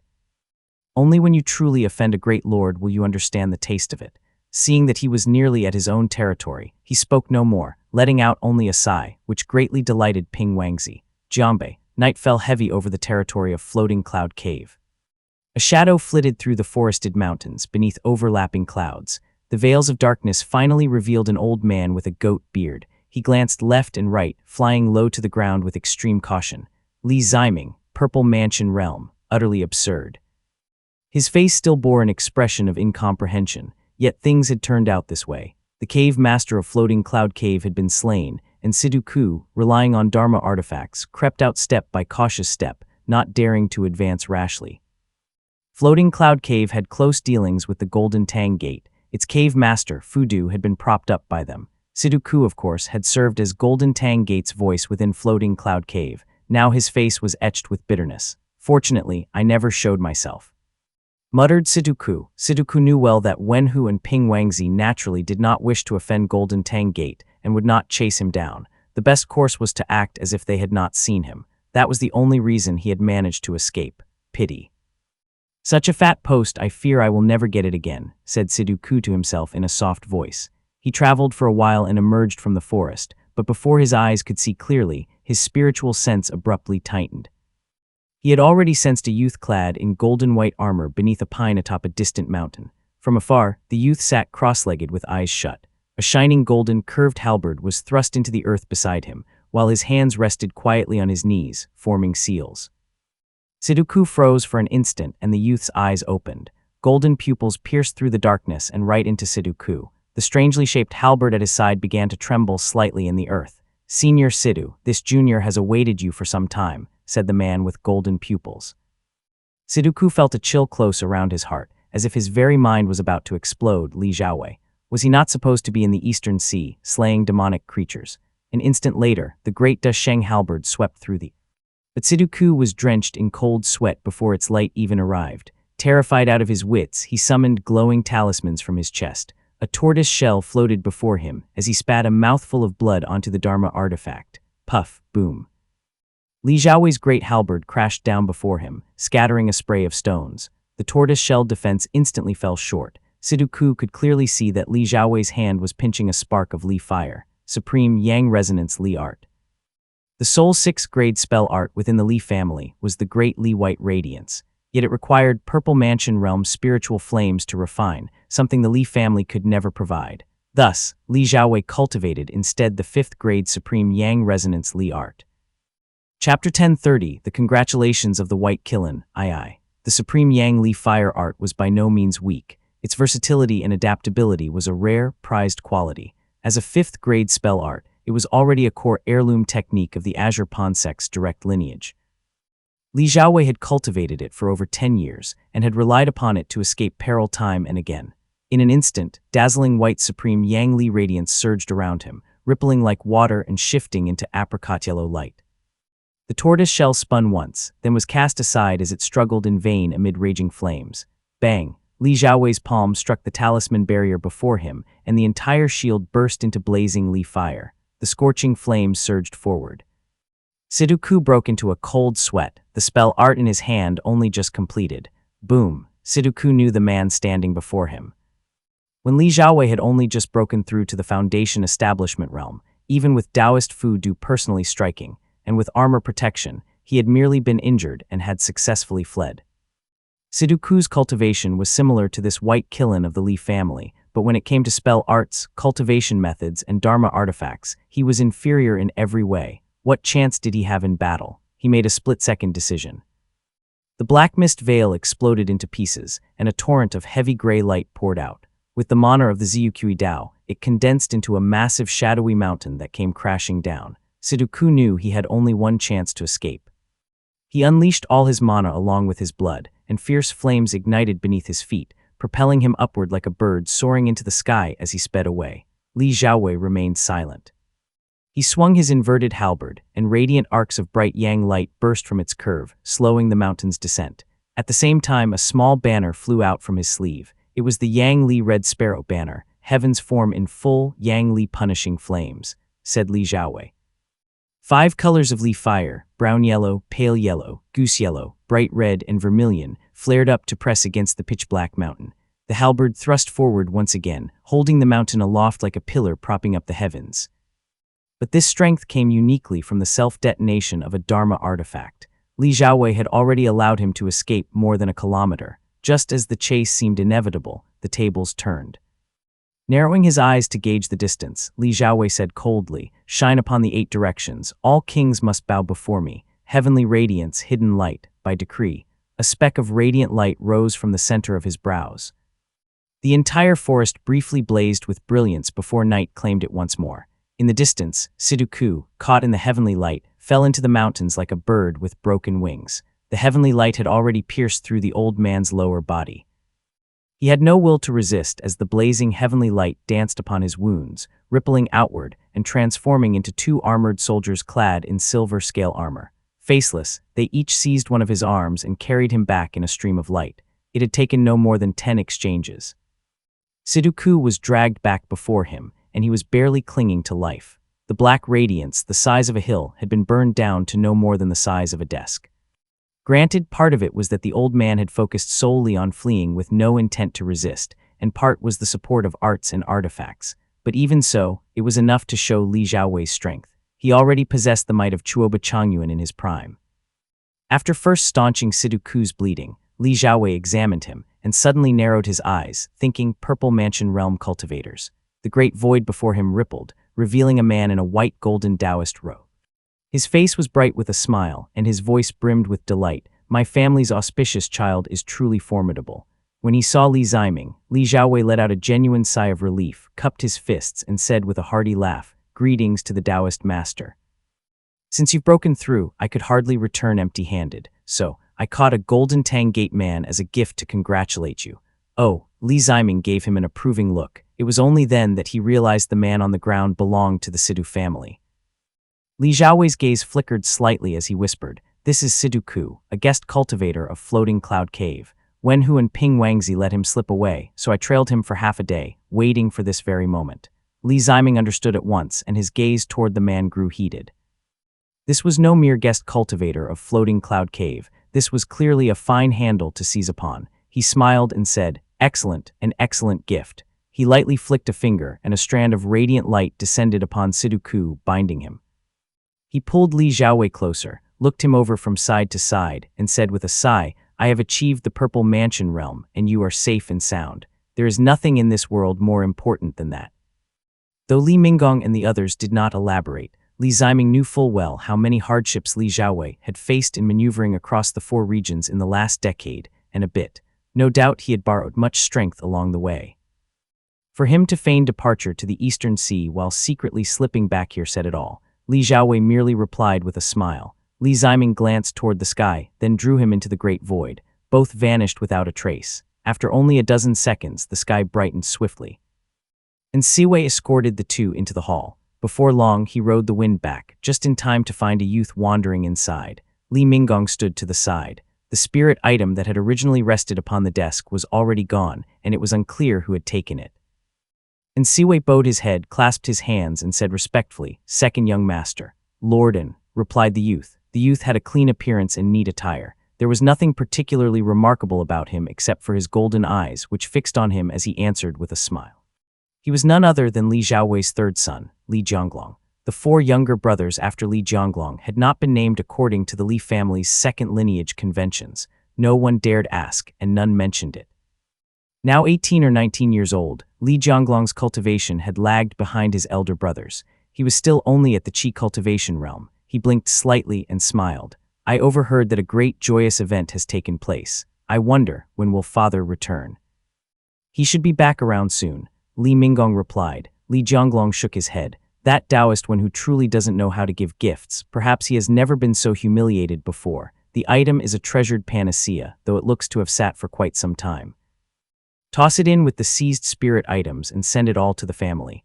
And Siwei nodded in response and said, "I understand." Li Minggong glanced at Li Jianglong with a faint smile. The youth had greeted them both warmly, then said he was going out to the islands to welcome his father. Looking quite delighted, he departed in quick steps. Li Minggong chuckled softly. He meant well. Uncle refused Wenhu's gift, but I ended up keeping it. Now that the item has gone missing, he fears the Lord might think I accepted a bribe in secret, so he went out of his way to clarify. Of course, Siwei understood, and with a look of approval said solemnly, "The second young master is generous and considerate, weighing matters carefully. It is a blessing for the family, not only Jianglong." Li Minggong answered in her heart, but aloud she said, "Jianglong and Jiangxia are older, and both already show promise. Jiangliang is a few years younger, but I have met him as well. Each of them has their own qualities. All of Minghuang's sons are fine talents. If they had been born in my radiant lure generation, the struggle between North and South would surely have fared much better. That would have been a true blessing." She revealed a trace of sorrow, lowering her eyes gracefully so as not to appear discourteous before her elder. And Siwei, being older himself, dared not engage further in such topics. He merely clasped his hands and said, "I will go and prepare for receiving the Purple Mansion realm guests upon the island. I consulted the family elders. Holding it on the island would not be suitable. It has now been decided to take place at the Millen Mountain Range, the most spacious place with the most balanced spiritual energy."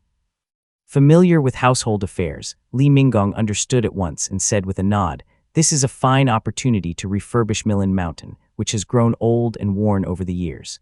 Since the matter of Mount Zioshi has been settled, I need not return there. It is just right for me to stay and lend some presents to the occasion."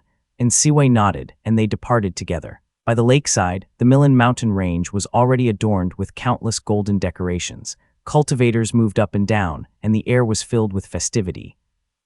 Chapter 1031, Immortal Palace Within the Mirror Eye. Within the mirror world, floating clouds rose and fell, the great sun hung high in the sky, gray mist scattered, and the radiance of divine abilities appeared one after another. When Li Ziming broke through to the Purple Mansion realm, the talisman seeds immediately gave feedback. Spiritual dew drifted like nectar within the mirror world, as vitality surged and the entire realm seemed to come alive, bursting with radiant colors. Lu Jiangxian's figure emerged in the heavens. Bright, gleaming immortal halls and towers, with rippling lakes and drifting mists stretched beneath his feet. Occasionally, a few stone spirits darted through the palaces, forming a scene of celestial splendor. The Purple Mansion realm has finally been achieved, muttered Lu Jiangxian. Li Ziming's breakthrough took over 10 years. The process of advancing his immortal foundation into the Shenyang acupoint had few obstacles, and he had passed the ignorant stage with the aid of talisman seeds. Yet the rest was still arduous. In Lu Jiangxian's eyes, his success contained an element of luck. Li Ziming's Dao heart was not weak. Years of cultivation and the tempering of worldly affairs had refined his temperament further. Thus, throughout the process of forging his divine ability, the greatest threat had not been endless illusions, but rather that single instant of accumulating the divine ability.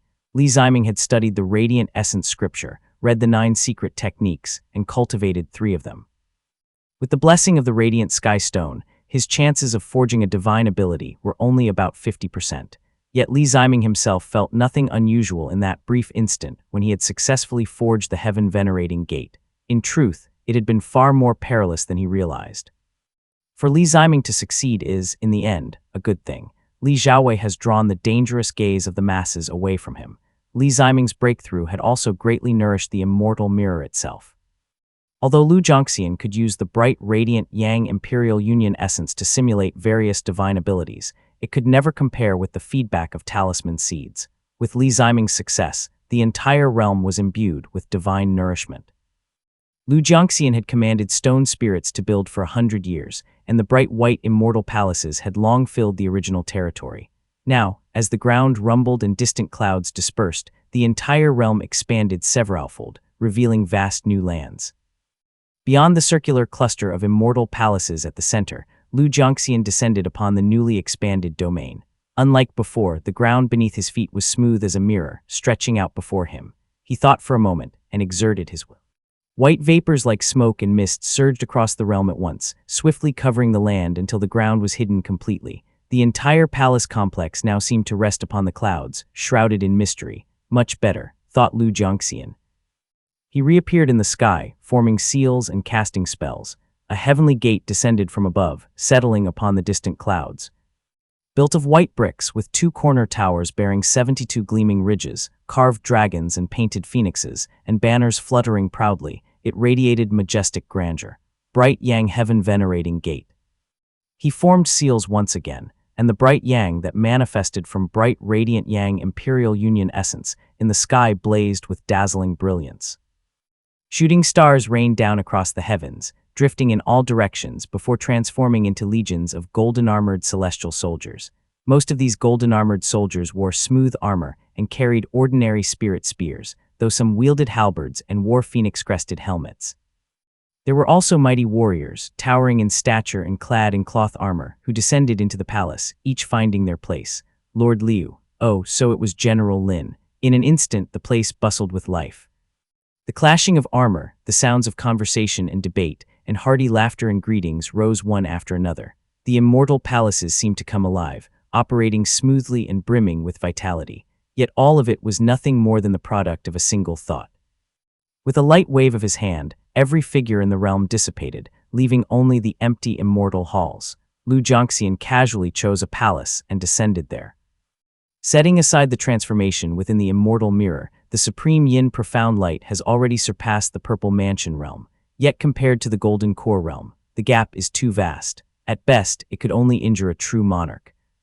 The range of my divine sense, however, has not changed much. Lu Jiangxian sat before a desk as his mind raced. First, Yang Tianya is not dead. He even broke through to the Purple Mansion realm ahead of time. That was a troublesome matter. The underworld's judiciary stood behind Yang Tianya. Moreover, Yang Tianya had personally seen Li Mushin. One gained an eidetic memory after breaking through to the Foundation Establishment realm, let alone after the Purple Mansion realm. he must have known that Li Muxian was nothing more than a mortal. Yet according to the information from Li Zijai, Yang Tiania had always referred to Li Muxian as a Foundation Establishment Realm cultivator, clearly intentional. At the very least, the underworld's judiciary harbors goodwill toward the Li family.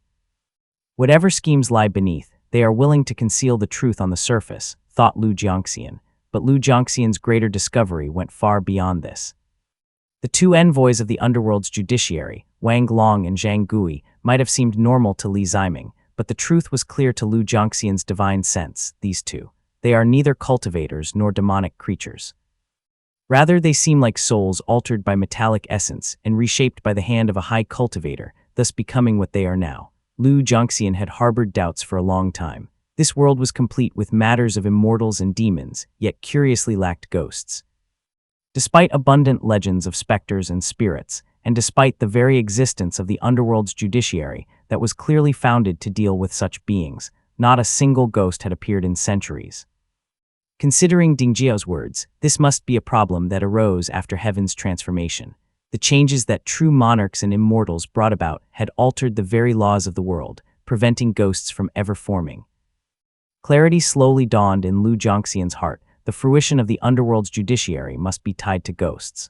If so, does this mean that after heaven's transformation, the very institution that governs spirits and ghosts has been weakened to the extreme? The only times the Li family had ever seen ghosts were when disciples of Mount Wu summoned them with shamanic spell arts. Strictly speaking, those blue-faced, tusked things resembled puppets born of sorcery more than true ghosts. Lu Jiangxian had studied this matter carefully.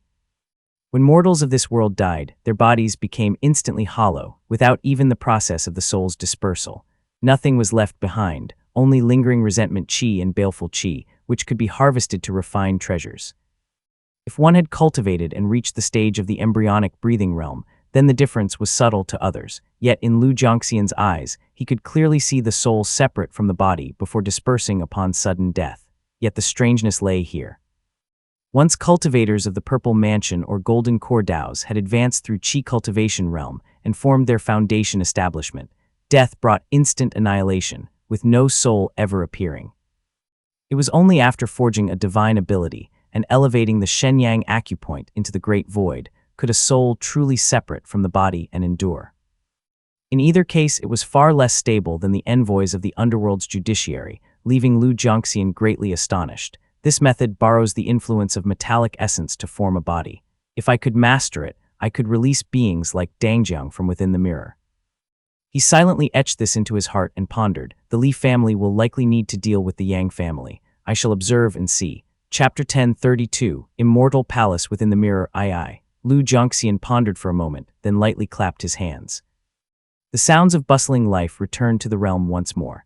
As he gazed at this puppet show of his own making, a thought stirred in his heart. The mirror world truly has changed, and is now capable of so much more. Since I have such a fine place, I can't just let Dangjiang remain idle in my sleeve. Such a good laborer ought to be put to use. He rode upon radiance, instantly appearing within a palace beside the main hall. A faint headache came upon him, and after careful thought, he mused inwardly, what was the title I devised for Dangjiang back then? Since he bears the honorific of the Supreme Yin, this palace must show some sign of it. At a single thought, the palace erupted with Supreme Yin. Patterns of golden stamened osmanthus appeared everywhere. Lunar motifs were carved before and behind the hall. Several jade lampstands, large as tables, turned into glowing moons. Snow suddenly fell all around, piling into mounds of white. Statues of toads and jade rabbits could be seen everywhere, creating the likeness of a true moon palace. After a thorough examination, Lu Jiangxian hung a plaque upon the palace. Palace of Radiant Purity Supreme Yin. The words gleamed in silver white, nearly blending with the plaque's jade-white hue, yet drawing the eye irresistibly. He glanced left and right, but still found it lacking. With a flick of his finger, a strand of Supreme Yin moonlight fell upon the ground. White fragments of stone leaped from the corners, merging with the moonlight to form a silver-armored man. Lu Jiangxian reshaped the face several times, finally settling on one resembling Li Zijin, carrying the bearing of an immortal general. At his thought, the silver-armored man immediately bowed and said respectfully, I, the Supreme Yin Bright Immortal General, Zhenggao, pay respects to the Lord of the Palace. Lu Jiangxian glanced left and right, then nodded in satisfaction. Though this figure was under his control, it was more than enough to intimidate Dang Jiang. Lu Jiangxian returned to the main seat, his garments shifting once more. With a light flick of his finger, a pale green radiance fell to the ground, transforming into a young boy.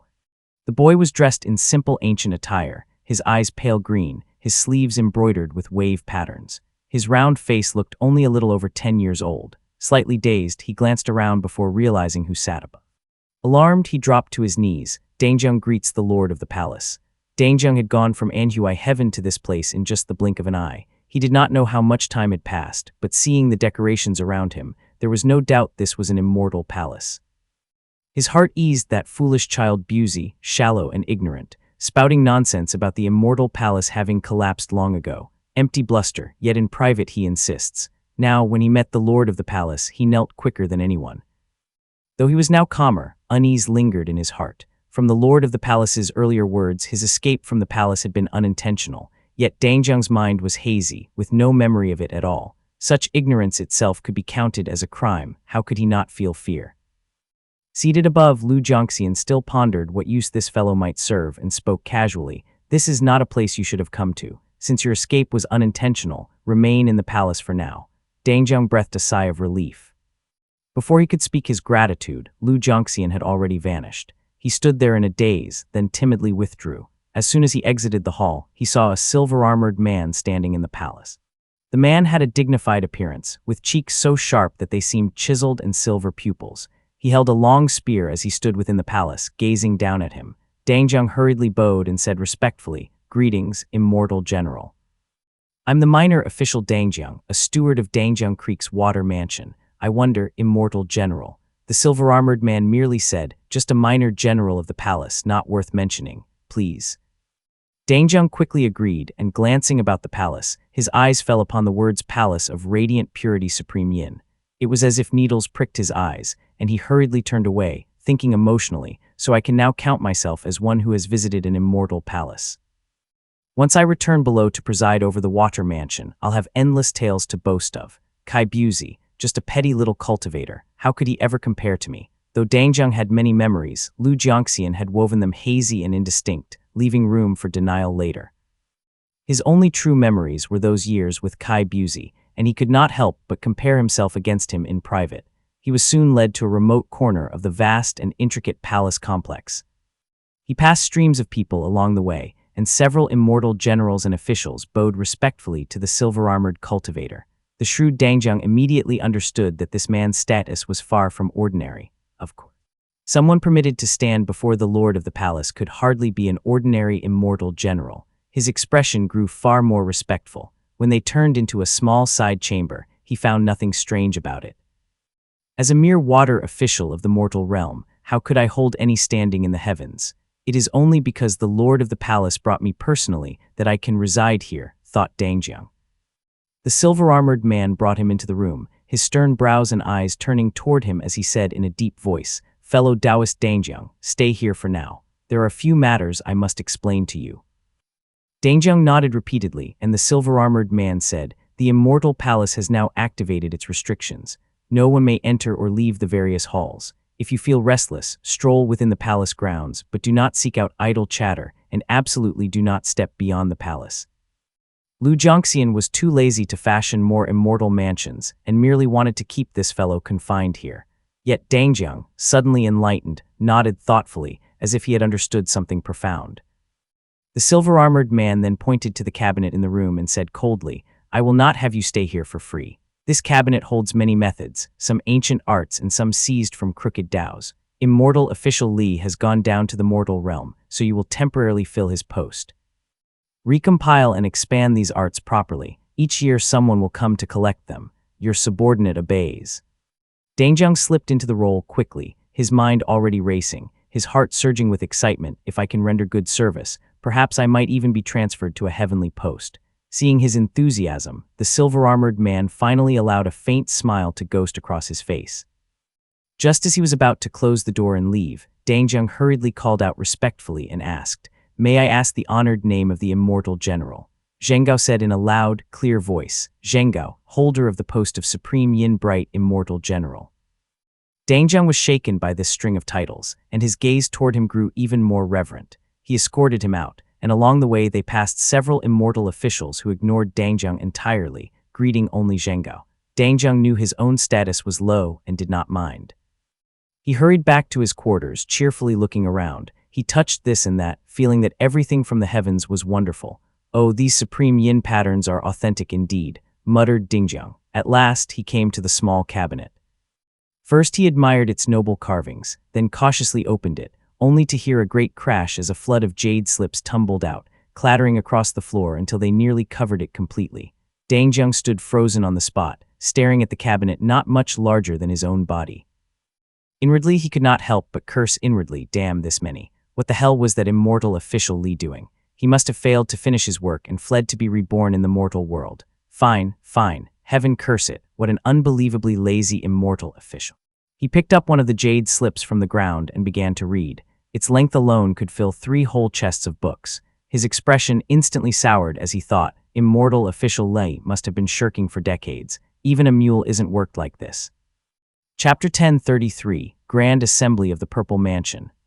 Moongaze Lake lay beneath a cloudless sky, its rippling waves reflecting the dark blue pavilion that stood upon the water.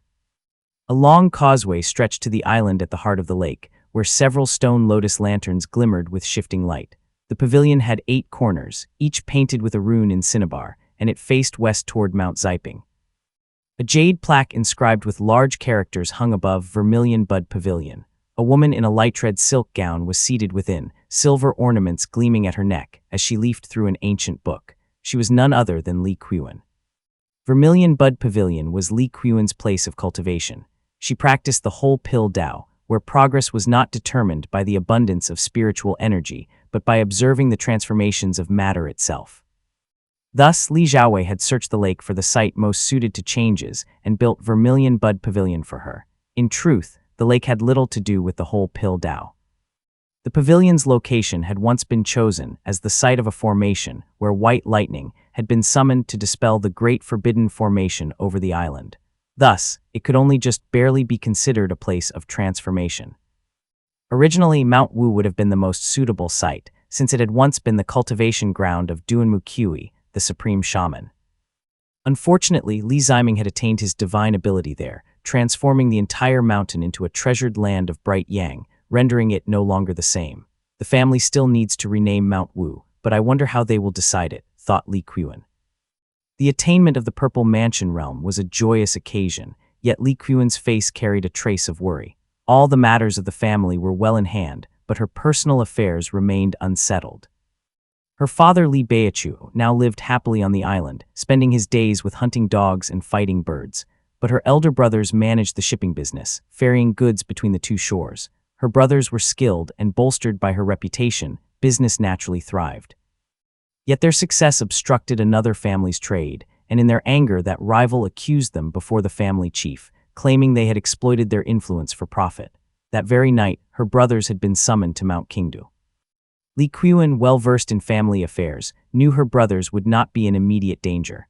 But her father, Li Beichu, was so anxious that several blisters had formed at the corners of his mouth, and he had already come to her several times. She was fortunate that it had coincided with the Purple Mansion realm celebration, when the family's focus was elsewhere. Family uncle Li Zhuliuo of Qingdu had also refrained from making an immediate judgment, otherwise, who knew what chaos might have ensued. She let out a sigh and moved to set down the ancient book. After calculating the time, thought to herself, 3 months have passed in a blink. The various sects will soon arrive at Moongaze Lake. I must go to receive them. Li Qiuwen and Li Zhongqian were now the new generation's prodigies of the Li family. Now that Li Ziming had achieved the Purple Mansion realm, the Li family had risen to the rank of a Purple Mansion realm, immortal family. Their status had immediately transformed, if not as different as heaven and earth, then at least several steps higher than before. Li Qiuwen's heart was filled with both joy and unease. In the eyes of the sects, Brother Zhongqian and I are now likely regarded much like Kai Fubo and Si Tongyi once were. It is certain that we must go to welcome them. The way of the world was always like this. Family affairs, large and small, had likely already spread to the ears of the sects. Li Qiuwen guessed that in the eyes of those families, her family head Li Xiaowei was probably already being compared to Chuoba Changyuan. Great renown brings great trouble. She rose from the pavilion and flew toward the clouds. She was just in time to see Li Minggong standing in midair, clad in a crimson Dharma robe, and riding upon a cloud of fire. Practicing the true flame Dao, Pheasant Li march, akin to that of the Fire Luan's Dao lineage, she appeared all the more dignified, standing poised and graceful in her red attire. Li Qiuan bowed respectfully and greeted, "I greet you, honored one." Though Li Minggong had long been stationed at the northern shore and the riverside, and seldom met Li Qiuan, she was the eldest sister of the first lineage, and among the closest Foundation Establishment realm kin. Moreover, being one of the rare female Foundation Establishment realm cultivators, Li Qiuan naturally felt close to her. Li Minggong was generous and composed, and had long ago received praise from Li Zijian. Her bright and striking demeanor naturally made her well-liked. When Li Qiuan greeted her warmly, Li Minggong replied, her tone light and cheerful, "Wanner, you've come, just follow behind me. Jiangqian will accompany Chenghui on the other side to receive the guests. Aunt, you are truly beautiful." Li Qiuan covered her mouth with a laugh. Li Minggong remained calm, glancing at her once before smiling. "I'm hardly comparable to your youth." As the two spoke, Li Zhuluo arrived leading a group of people who rode on surging golden qi. He wore splendid robes of blue on the outside and white within, golden qi surging around him. With a cultivation at the 6th stage of qi cultivation realm, he was now the head of the youngest generations. His status in the Li family was already quite high. For him to personally lead the way meant that those behind him were surely of extraordinary standing. Li Minggong's expression showed satisfaction upon seeing him, but Li Qiuan glanced at her uncle and felt a sudden tightness in her chest. Uncle Zhuluo oversees the family's Qingdu affairs. My brother's case must pass through his hands. Unaware of her thoughts, Li Minggong smiled as she welcomed the newcomers. So it is the profound peak immortal gate. I am Li Minggong. Congratulations, congratulations. The man before them wore the golden robes of the Profound Peak Gate and was clearly a sect master-level figure. Pale-faced and beardless, he offered polite congratulations before continuing, "I am Kong Guxi of Profound Peak. Greetings, fellow Taoist." The man was courteous, but beside him stood an old man, face brimming with joy. His beard jutted out as he tugged at his sleeve with a laugh and said, "I am Kong Yu. Fellow Taoist, do you know me? Li Xuanxuan is an old friend of mine, and we've shared many years of friendship. Tell me, how fares my old companion?" Kong Yu was a lively, sentimental sort, full of joy and excitement. It was almost as if he had achieved the Purple Mansion realm. Li Minggong laughed in reply, "I have indeed heard your esteemed name. My elders have spoken of you many times. He is already waiting on the mountain. Please come inside first." These words gave respect to Kong Yu. The little old man immediately lifted his chin in pride, deeply satisfied, while Kong Guxi smiled and added, "I prepared a few gifts along the way. I ask that fellow Taoist Minggong kindly accept them." These were offerings from Profound Peak Gate to congratulate the Li family. They were mostly treasured panaceas and Dharma artifacts. Matters concerning Taoist Master Changxi and Li Ziming's Purple Mansion realm were separate, though they too likely maintained ties. The cultivators at Kong Guxi's sides quickly presented jade boxes. Li Qiuan thanked them repeatedly and respectfully accepted the gifts. Li Zhuluo then invited the Profound Peak Gate cultivators into the Milin Mountain range, while Li Minggong and Li Qiuan remained hovering in the clouds. Li Minggong watched the figures of the Profound Peak Gate cultivators recede into the distance, silently pondering to herself, "I've heard that Taoist Master Changxi of Profound Peak Gate only has a little lifespan left, though I don't know if it's true. For Profound Peak Gate to come this time, perhaps they have their own designs." When Li Ziming had broken through to the Purple Mansion realm, Taoist Master Changxi was the first to arrive with congratulations. Though it could be as simple as geographic convenience, his words and tone had shown genuine sincerity. As Li Minggong glanced sideways at Li Qiuan, she saw the young woman distracted and knew exactly what weighed on her mind. The matter of Li Beichu's children might seem minor, but since it concerned Li Qiuan, she had long since taken note. It truly was not a serious issue. It simply depended on how Li Qiuan chose to handle it. Li Minggong said solemnly, "Qiuan, do not worry. The family will settle things clearly in due course." Li Qiuan came back to herself and hurriedly expressed her thanks, only to see Li Minggong smile and add, "Jiangqian doesn't know yet, otherwise someone would already be in trouble." Chapter 1034, Grand Assembly of the Purple Mansion, II, Milin Mountain. Milin Mountain was not tall, but it was vast in size, brimming everywhere with spiritual energy. After the downfall of the Yu family, chaos had consumed the land. The once grand palaces and terraces lay shattered and in disarray. These palaces and terraces were no ordinary constructions. Built by cultivators, they could not be raised merely by manipulating earth and stone. They required engraved formation patterns and the infusion of spiritual materials and items. That was no simple task. When the Li family took over, they were beset by major events, followed by the great strife between North and South.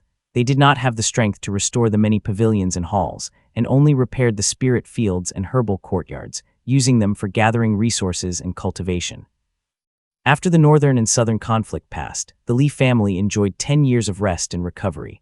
With resources to spare, they gradually rebuilt Millen Mountain. In the last 3 months, it had become a grand family-wide project, transforming the mountain range into something entirely new. Terraces and towers were now constructed layer upon layer across Millen Mountain, standing amidst the clouds. Azure steps were everywhere, and spiritual chi drifted in the air. 5 spirit springs gushed from the heights, their waters following patterned channels down the steps, winding through courtyards before reaching the foot of the mountain. The paths were lined with lanterns, painted with bright yang and leaf fire patterns. The steps were carved with sea and dragon motifs. Cultivators came and went, rising and descending among the courtyards. Millen Mountain was not the location to be renovated. Around the lake, 16 prefectures, 2 peaks, and 1 mountain were all entirely reconstructed.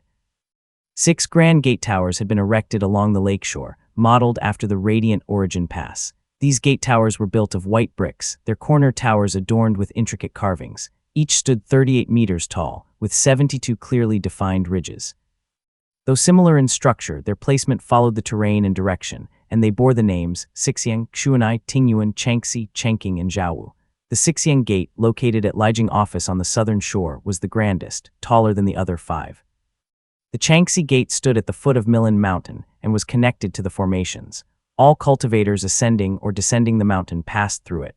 Li Zhuliuo descended with Kong Yu from this gate, while Li Zhufeng was stationed at its front. The 2 brothers were older than Li Zhaowei, and their sons were already grown. Since they had low innate talent, they had begun cultivating late, appearing far more aged and ordinary with nothing remarkable about them. After a brief glance, Kong Guxi praised, "What a fine Changxi Gate." All 6 gate towers around the lake had been personally designed by Li Ziming and reinforced with his divine ability.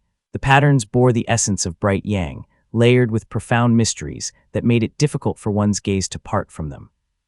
Though neither of them cultivated the bright Yang Dao, they could still perceive its profundity. As they stepped through the Changxi Gate, they saw a broad-shouldered man with fierce golden eyes and white gold armor standing before them. Kong Yu hesitated slightly, but Kong Guxi was already filled with awe as he thought, the white Qilin of the Li family. Li Zhaowei. When Li Ziming was in seclusion, the Li family had only Li Zhaowei and Li Chenghui to hold the line, with every family watching them closely. Kong Guxi had just inherited the leadership of the profound Peak Gate from Kong Tingyun at that time, so he knew the matter most clearly. A demonic cultivator had run rampant on the northern shore of Moongaze Lake. The Miffin 3 sects had suddenly established themselves overnight in Jiangbei, and the Fei family had cried out for aid. Li Zhaowei, with the white ape, had guarded the northern bank together with Li Chenghui, cutting off the river. They had then slain the demonic cultivator, using the ancient formation cloud, gathering southern heaven formation. In less than half a night, before the forces of the Miffin 3 sects were even halfway across, Li Zhaowei had already slain the cultivator and sent its head to the Azure Pond sect.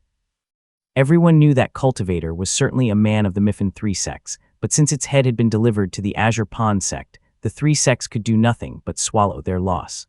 Thus began the struggle over the northern shore.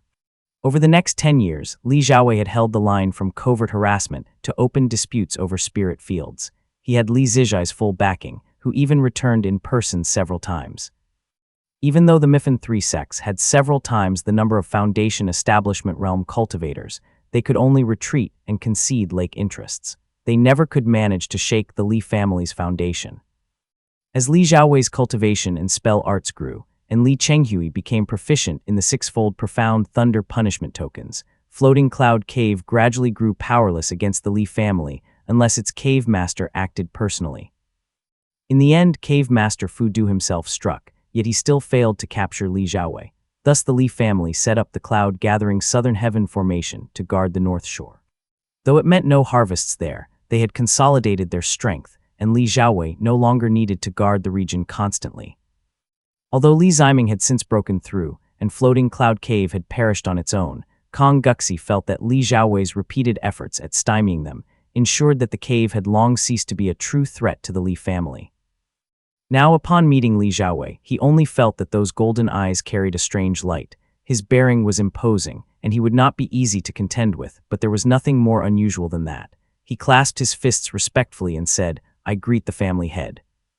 The golden-eyed youth nodded and said, "So it is the sect master of Profound Peak Gate. Xiaowei pays his respects."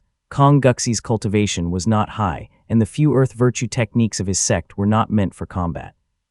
He likely was no match for Li Xiaowei at all, so he quickly replied courteously. Another man stood beside Li Xiaowei. His hair and beard were half-white, while his face was ruddy with kind features. At his waist hung 2 strings of swaying medicine pouches. His profound cultivation showed plainly on his countenance, suggesting he practiced the wood virtue. Kong Guxi had never met this man before, but seeing he was dressed in the garb of the Xiao family, he realized this must be Xiao Yuanci. Kong Guxi suddenly understood in his heart, in today's Li family, only Xiao Yuanci is worthy of Li Xiaowei personally coming to welcome him. That pill of his. Once, everyone mocked him as foolish, but now all must praise him for his foresight.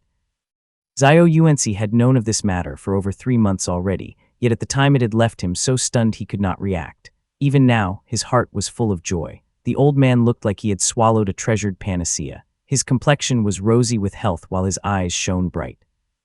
Kong Yu watched with extreme envy, his heart sighing with emotion, to have a disciple who reached the Purple Mansion realm, and to have played such a great role in his disciple's breakthrough.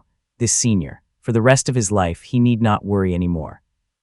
The number of people gathered beneath the Changxi Gate grew, with cultivators of every family stepping forward to greet the white Qilin of the Li family.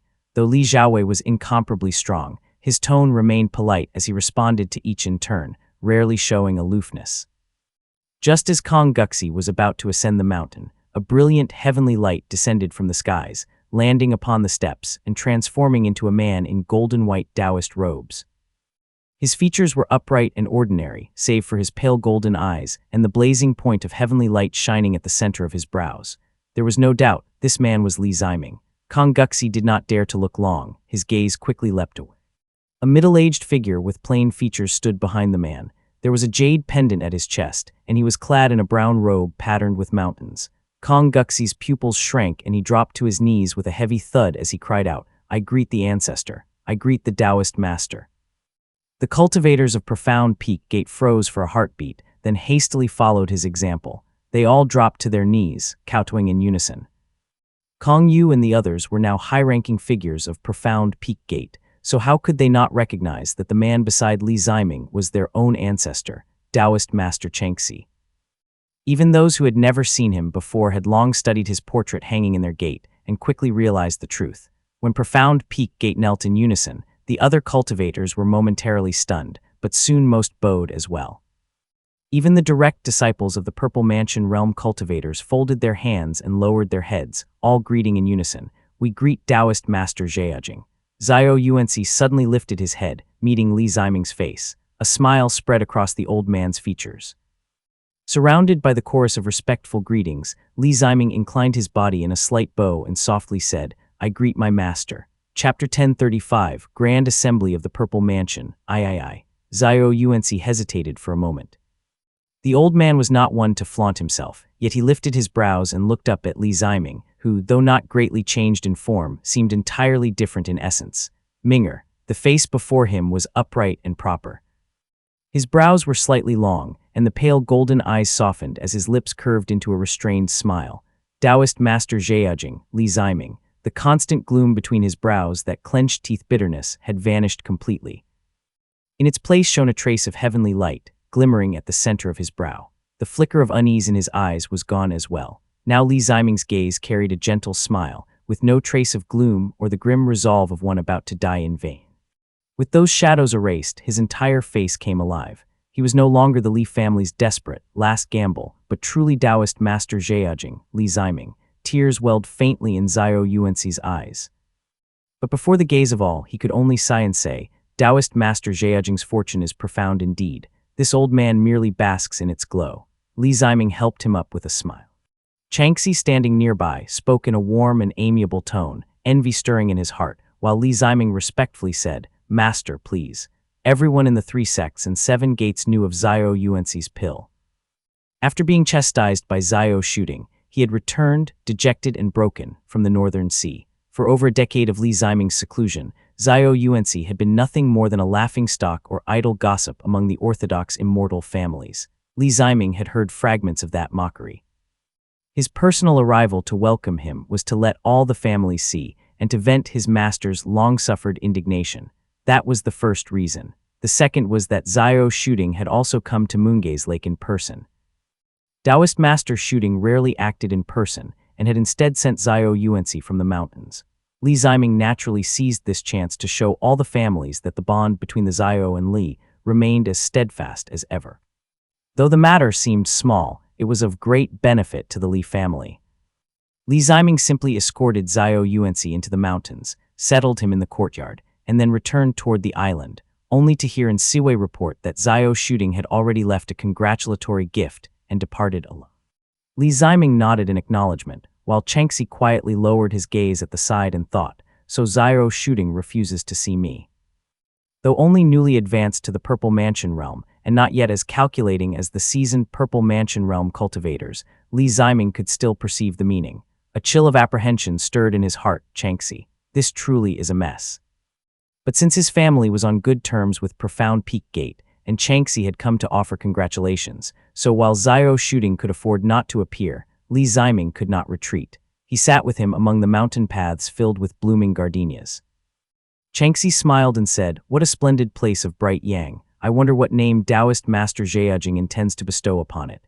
Li Ziming poured tea for him and said courteously, "I have named this place Zheijing Mountain. From now on, it shall be my place of quiet cultivation." "Excellent." Changxi praised him, then drew something from his sleeve and placed it on the table. A round, lustrous pearl lay within a jade box, radiating colorful rays like fine threads. The image of a tiger turning its head, exuding overwhelming dominance, was faintly engraved on its surface. Taoist Master Changxi's face alternated between youthful and aged with each passing hour. At this moment, he appeared middle-aged, jade pendant lying on his chest as he beamed with joy. "Fellow Taoist Zheijing, our two families have supported each other for centuries. My Tingyun and Yunjiao are close friends. Now that your divine ability has been accomplished, my heart is overjoyed, so I have specially prepared this small gift." His tone was unusually pleasant. He no longer called Li Ziming little friend. For someone several centuries old to lower himself and call one not yet 100 years old fellow Taoist, while gently recalling past ties, was an extreme show of courtesy. His lifespan truly is running short, thought Li Ziming. Li Ziming examined it briefly and realized it was most likely a Purple Mansion realm spirit artifact. Though its refinement was probably less than 100 years and far inferior to the Xinyu Pristine Marsh Seal or Qi Wang's Profound Heaven Hearing, it was still leagues beyond any Dharma artifacts of the Li family. It's far too precious.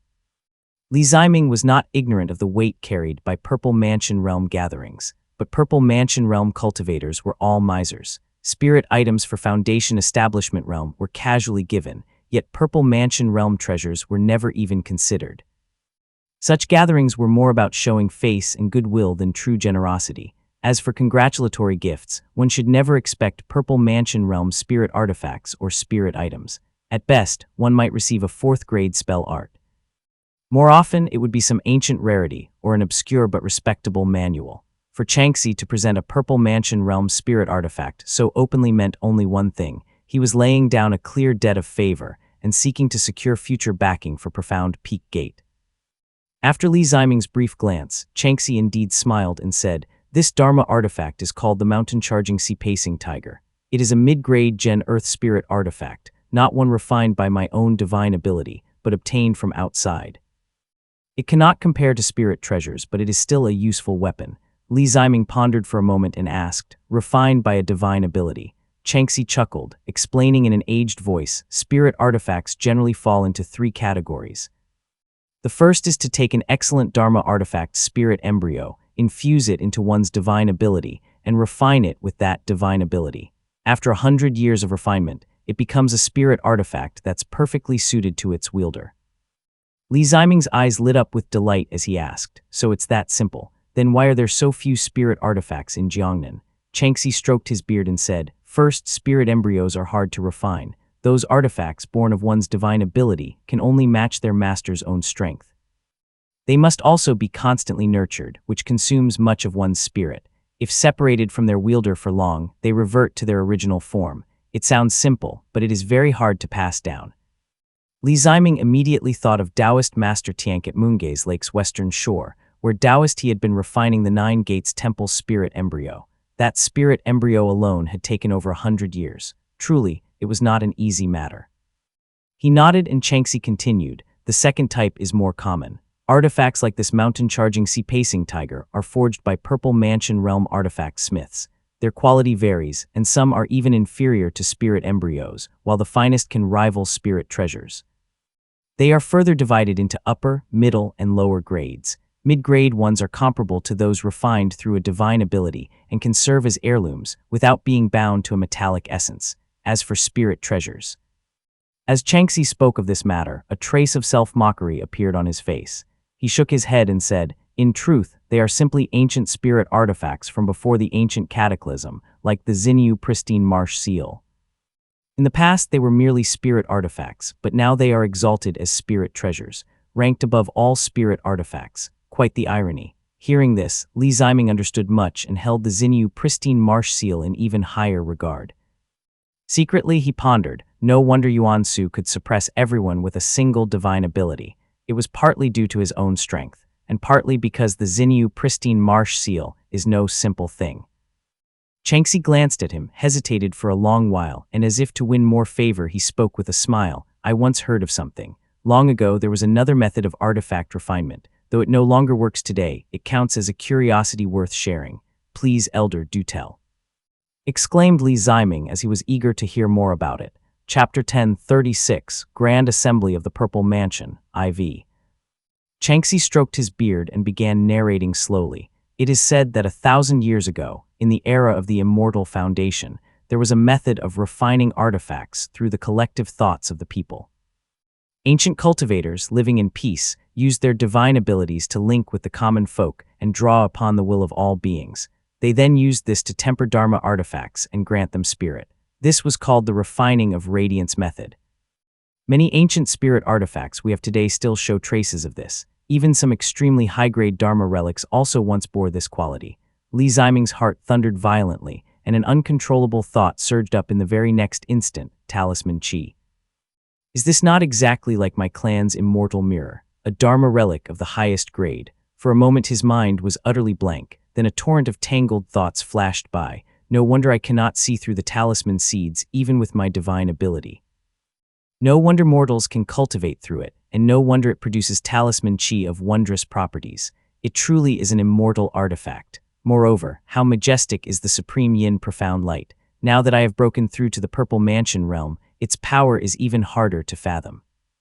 Perhaps even a child holding it could wound a Purple Mansion realm cultivator. Where else under heaven would such a thing exist? Only a Dharma relic could wield such might.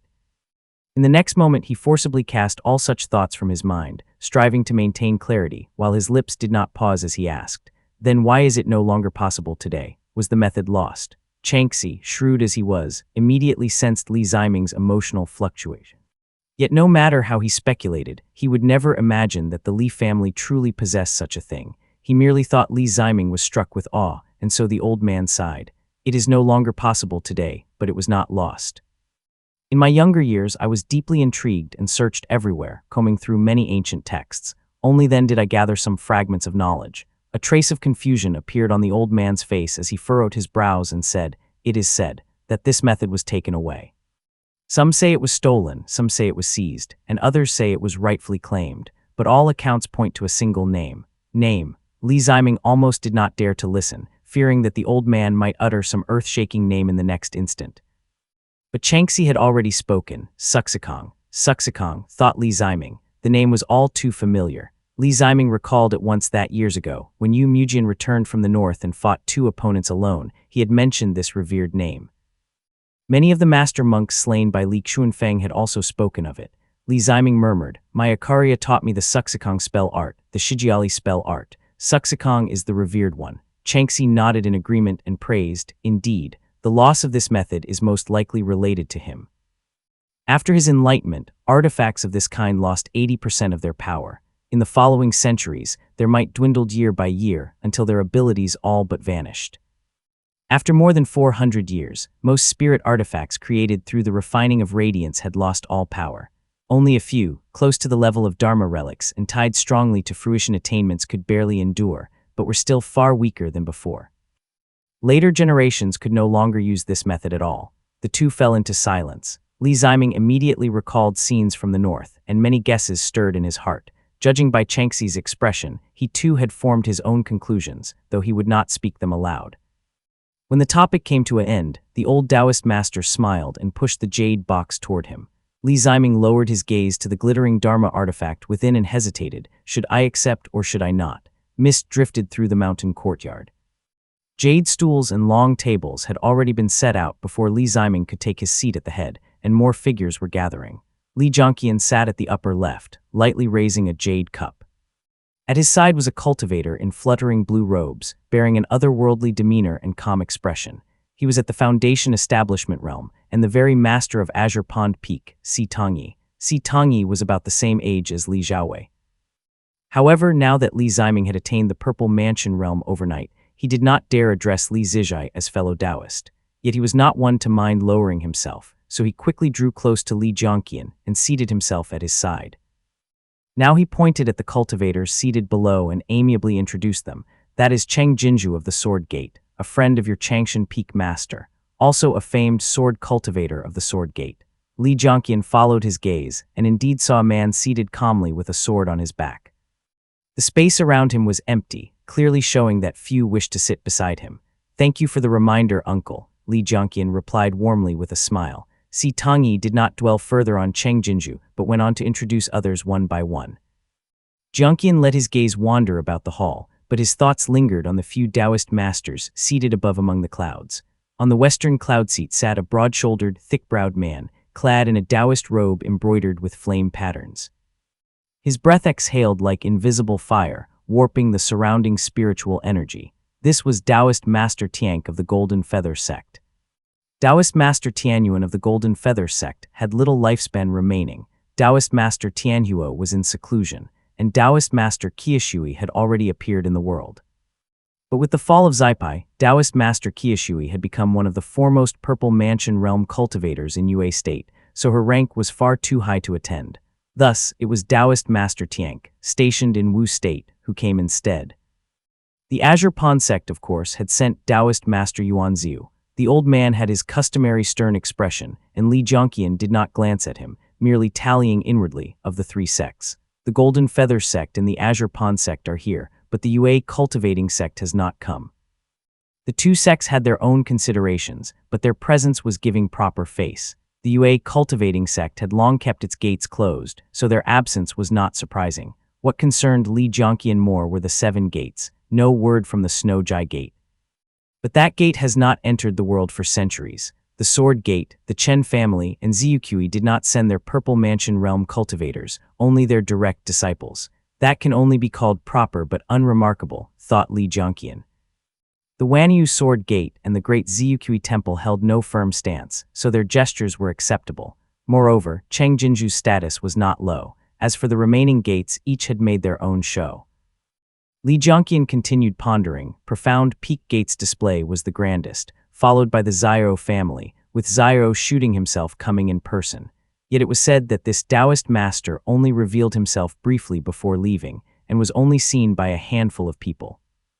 The Purple Smoke Gate and the Slaughter Jun Gate had no Purple Mansion realm cultivators present within their gates, so they sent direct disciples. Their seats still sit empty, for without Purple Mansion realm cultivators, they are still on their way. Lifting his gaze, he saw a Taoist master with a hearty face in the southern upper seats. Beside him, a red-robed woman, Bai Yuzhuang, smiled as she traced a golden bracelet on her wrist. The Hangzhou Dao Gate sent Taoist Master Hingli and Bai Yuzhuang. That too shows much respect. After surveying the gathering, Li Jianqian continued chatting amiably with Si Tongyi, his mind becoming clearer. Of the 7 gates, only the Changxiao Gate had not come. Not only had neither Chang Ziozi nor Cheng Yin arrived, even the direct disciples of Changxiao had merely offered brief congratulations before leaving, without taking a single seat. Beyond the 3 sects and 7 gates, only a few cultivators from Jiangbei had come. Only the Shen family was present, while not a single major immortal sect of Wu state had sent anyone. Hengzhu and Chengxiao are at odds, and our family has had no small number of disputes with Chengxiao as well. Li Jianqian lowered his gaze, realizing the situation was far from straightforward. Only the Xiao family and Profound Peak Gate stand behind us. But Xiao's shooting of the Xiao family never settles in one place and will not act lightly. If Changxi were to fall, the entire Profound Peak Gate territory would become a burden. If things go awry, will we not be forced to lean toward Hengzhu Dao Gate? Hengzhu Dao Gate is indeed orthodox, but Hengxing and his fellows are not lacking in schemes. Unable to grasp the relations among the Purple Mansion realm cultivators, he could only glance toward the upper seats.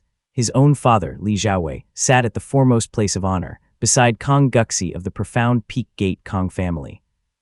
The two were deep in cheerful conversation, leaving Li Jianqian uncertain whether to raise his cup. Profound Peak Gate is truly a burning hot potato, one we must never accept, thought Li Jianqian. Chapter 1037, Gaoxuanji I, Zhaijing Mountain. Li Ziming paused slightly and reached out to tap the jade box lightly. He looked up at the old man before him and asked sincerely, "Since the bond between our two families runs so deep, may I ask how many arrangements Senior has made? Please reveal a little to Zhejiang."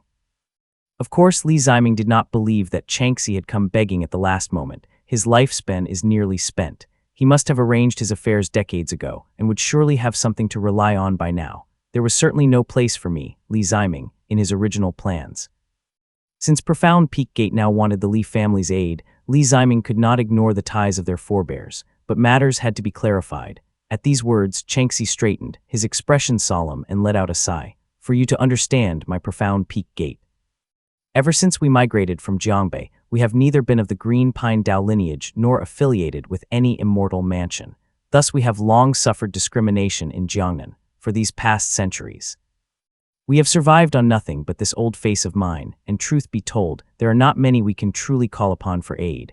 Now that my lifespan nears its end, those who can lend a hand are even fewer. In the past century, I have only forged 2 reliable connections. The first is a Purple Mansion realm sect east of Chengyun Gate in Jiangbei, called Xuanmiao Temple. It is overseen by Taoist Master Kilao, whose Dao title is Sumian. Li Ziming recognized the name. In the past decade, when 2 Purple Mansion realm cultivators returned from beyond the northern sea to Jiangbei, 2 new sects had emerged. One was the Bei'ai capital Immortal Dao, the other was this Xuanmiao Temple. Seeing that he knew of this temple, Changxi continued, "The second is a mountain in the outer seas called Jingyi Mountain. Its master is Taoist Master Xuanyi. My family's direct descendant has become his disciple. As for a few other minor arrangements, they are not worth mentioning, lest I make a fool of myself. It would be better to find a day to introduce Zhejiang in person." Changxi and he were not exactly close, so naturally the elder would not lay all his cards bare. It was enough for Li Ziming to know the general picture. Still, he dared not rush into meetings. Who could say what paths Xuanmiao Temple or Jingyi Mountain truly walked? Xuanmiao Temple stood right beside Chengyun Gate, so was there friction between them. If the other Purple Mansion realm sects were to misunderstand, he might find himself thrown into some faction without even realizing it. So he replied, "This junior still needs to visit the various families to return their gifts one by one. There is no hurry to meet." Changxi stroked his beard. "I was careless." At this point, Li Ziming hesitated again and again. The Gen Earth spirit artifact in his hand felt warm, and in the end he still asked, "I heard that years ago Senior had a close relationship with Sidu Tang. Is this true?" Though the Li family's history was short, its channels of information were sharp. The Kong family had once been joined in marriage with the Sidu family, a bond nearly like that between the Xiao and Li families. The Sidu family was none other than the Golden Tang Gate, and now stood as the Li family's bitter enemy. How could Li Ziming not pay close attention? At present, Sidu Ku was still imprisoned beneath Mount Qingdu. The next step would be to move against the Golden Tang Gate. If the Kong family was dragged into this, he would be obliged to shelter them, and then would he not end up caught between both sides, pleasing no one? Changxi was momentarily caught speechless. After seeing his expression, he lowered his voice and said, "To be frank with you, Zhejiang, my family and the Sidu family truly were friends in the early years. Sidu Tang, though arrogant, was forthright and generous with those close to him. He looked down on the sects of Jiangnan and was also excluded from the 7 gates. When I went traveling to pay visits, he alone would receive me. At that time we became acquainted and even arranged a marriage tie. But the man was, after all, reckless and unruly. He offended countless Purple Mansion realm cultivators. After his sudden death, I no longer dared keep close ties with the Golden Tang Gate. Then great turmoil broke out within their sect. Several of his sons were gifted, and 2 of them even reached the Purple Mansion realm one after another. Though outwardly friendly, deep down they all looked down on me, so our ties gradually withered away. He understood well the enmity between the Li family and Golden Tang Gate and had no thought of reconciliation. He only sought to distance himself and even offered a quiet warning. All cultivators know that the shadow of the Golden Feather sect looms behind Sidhu Mo Jiajing. You must be cautious. The Golden Feather sect has flourished for 3 generations, and its strength is now unmatched in Yue State. The number of Purple Mansion realm cultivators they command is not just a handful. Be exceedingly careful. Changxi had no wish whatsoever for Li Ziming to stir trouble with Golden Tang Gate. His own profound Peak Gate was already hard-pressed to fend for itself. If the Li family collapsed, Profound Peak Gate would fare even worse. Thank you for the reminder, Elder, Li Ziming answered solemnly. After weighing the matter in his heart for a moment, he pushed the mid-grade Gen Earth Spirit artifact, the mountain-charging sea-pacing tiger, away and said gravely, Senior Changxi, the friendship between our 2 families needs no more words. If Profound Peak Gate is in trouble, my Li family will certainly aid you. The mountain-charging sea-pacing tiger is far too precious to be left so casually in my hands. Changxi stroked his beard, somewhat surprised, and asked, What does Jiajing mean? Li Ziming pondered for a moment, then said, Our 2 families stand together, watch over one another, and walk the same path. The mountain-charging sea-pacing tiger is a mid-grade Purple Mansion realm spirit artifact. Senior should keep it for now, and see if it can be exchanged for the aid of some stronger force. That would ease the burden later on. There is no need to use it merely to sway me. If when your lifespan truly draws near, there is no other way left, then pass the mountain-charging sea-pacing tiger into my hands. That way it will strengthen my foundation and allow me to better withstand pressure from all sides. Taoist Master Changxi froze for a moment, as if he had never expected Li Ziming to say such a thing. Only after several seconds did he reply in a strained voice. Back then, Tingyun offered many admonitions and said some unpleasant words. I truly owe you an apology, Jiajing. Li Ziming knew he was referring to Kong Tingyun's reminder to Li Qinghong to leave the radiant sky stone to Li Xiaowei. He shook his head. It was not that I, Jiajing, could not see the greater situation. It is precisely because of such reminders that I came to understand Senior Tingyun's painstaking care, not to mention the years of assistance, but when my elder brother met misfortune in the Eastern Sea, it was Senior Tingyun who covered for him. I remember all these things. Back then, when Li Zijai mistakenly trespassed into the Dragon Clan's domain in the Eastern Sea, it was Kong Tingyun who had provided a pretext to dissolve Kai Jian's killing intent. Though she had used Changxi's name as a shield, it had been Kong Tingyun alone who truly cared for the Li family from beginning to end. Taoist Master Changxi now understood that the weight of this decision all came from Kong Tingyun's regard. He sighed and answered, Jiajing. Your esteemed family truly conducts itself with. Li Ziming could not bear to hear such words, fearing even more that the Purple Mansion realm cultivators would crown him with lofty titles of the righteous path in order to exploit the Li family.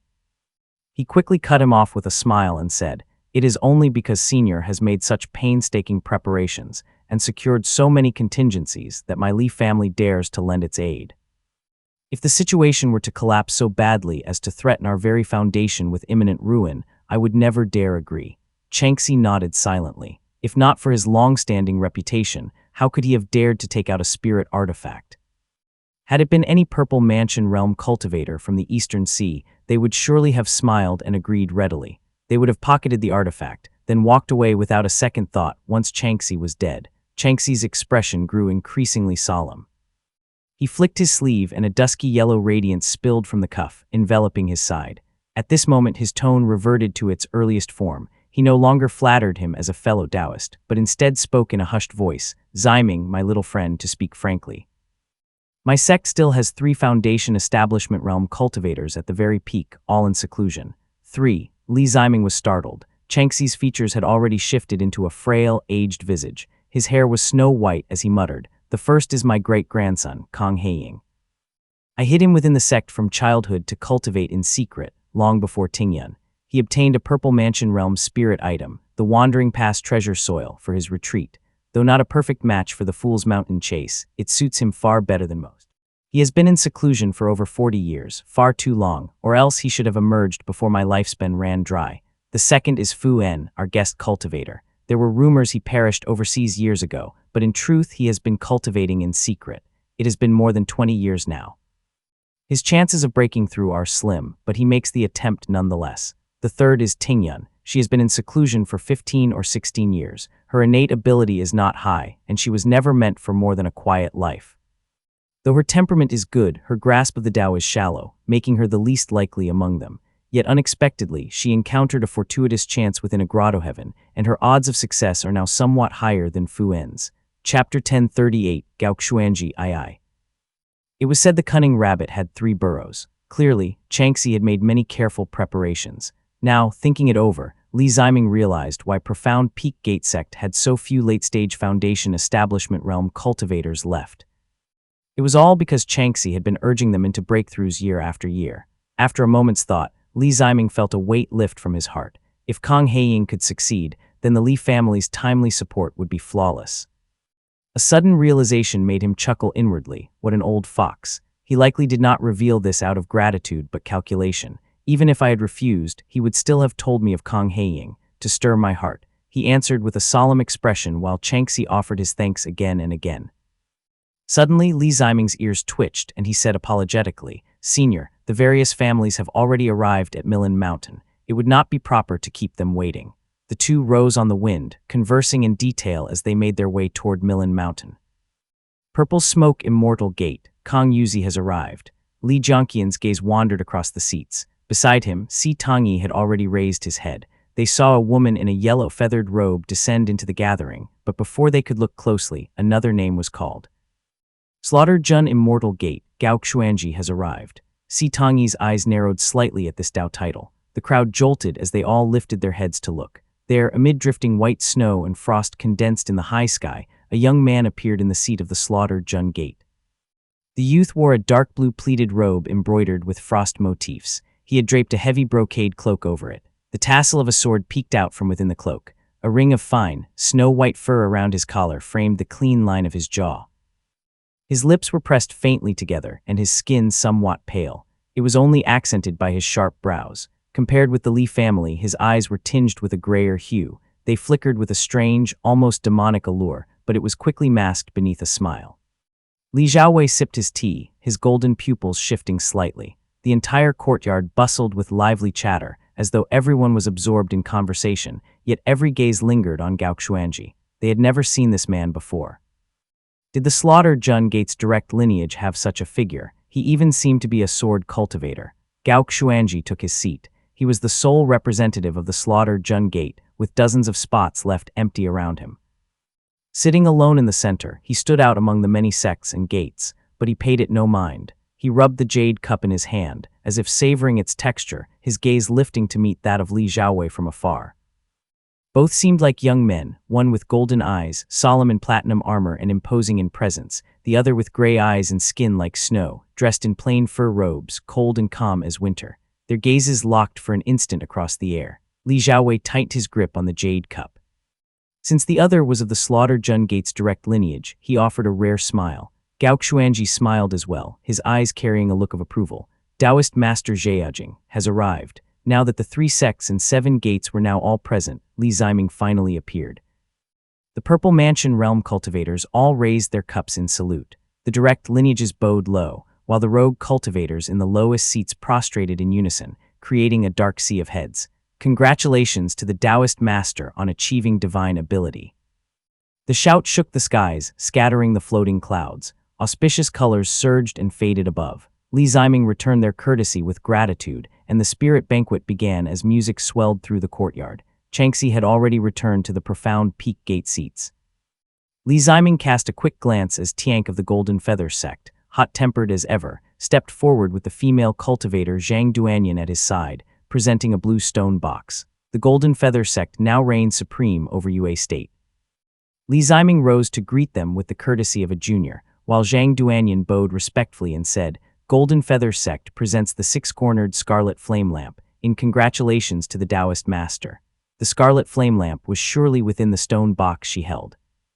Li Minggong accepted it with a bow, while Tiank laughed and said, "Zheajing, you are an alchemist after all. In the future, should you require any spirit herbs, you must come to me. My Golden Feather sect has rich resources. We will certainly satisfy you." Li Ziming responded warmly, and Tiank went on, "Our Golden Feather sect also has 2 bright yang spirit artifacts. If you have a need, send someone to us instead of troubling yourself to refine them. This junior will remember." Li Ziming answered cautiously, and Tiank took his leave. Hardly had he stepped away when Hingli, clad in his robe of Li Fire, strode through the air, presenting a jade bottle. Bai Yuzhuang smiled and announced, "Hangzhou Dao Gate offers his congratulations to the Taoist master, presenting a portion of Pura Feather Li Fire." Li Ziming felt a trace of embarrassment. It was well known that Tiank and Hingli did not get along. The two of them meeting here made the air bristle with gunpowder. Hingli's voice was rough as he said, "Taoist friend Zheajing, there is no need for many words between our 2 families. My family also studies the bright yang artifact methods. If you should ever need one, I will personally forge a Dharma artifact for you. They're roasting me over the fire with this." Li Ziming shook his head inwardly. Tiank had deliberately raised his voice earlier so that most of those present had heard it. Now Hingli had followed with such pointed words. Hingli spoke warmly, even generously, but once offended, he was the sort to pursue grudges with ruthless stubbornness. Li Ziming smoothed things over with polite words, and Hingli, clearly disinclined to linger, soon departed. With those 2 gone, the rest were far easier to deal with. Changxi had already briefed him in detail that the Sword Gate, the Ziyuqi Dao Gate, and the Purple Smoke Gate had all sent only Foundation Establishment Realm cultivators. The Purple Smoke Gate was the first to step forward. Purple Smoke Gate presents the Burning Flame Pill Manual, in congratulations to the Taoist master. Li Ziming nodded slightly and raised his cup. The female cultivator Kong Yuzi poured wine for her master, bowing from the side to avoid a direct exchange. Once Kong Yuzi had withdrawn, Li Ziming finally had the chance to observe the Slaughter Jun Gate youth more closely. He found it reasonable enough that he cultivated cold essence and thought. Though 2 Longjian trained in molten fire, Slaughter Jun Gate itself belongs to the cold essence lesser Yin Dao lineage. No wonder. Still, this young man has a fine bearing indeed. Gao Xuanji was smiling faintly, his eyes fixed on another seat. Following his gaze, Li Ziming saw Li Xuanxuan surrounded by a lively throng, music and laughter rising around him. The old man threw back cup after cup, laughing heartily, a sight of ease and joy he had not shown in 100 years.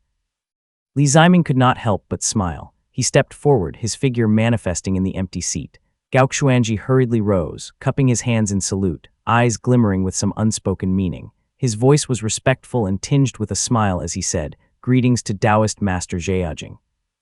Chapter 1039, Bei Capital Immortal Dao I. No need for such formalities. There was something strangely familiar in Gao Xuanji's tone, and Li Ziming could hear that his congratulations were sincere. His joy was far more genuine than that of the other gates. Since Tu Longjian regarded Li Yuanjiao as his junior, it was only natural that the cultivators of the Slaughter Jun Gate were genuinely pleased by his attainment of the Purple Mansion realm.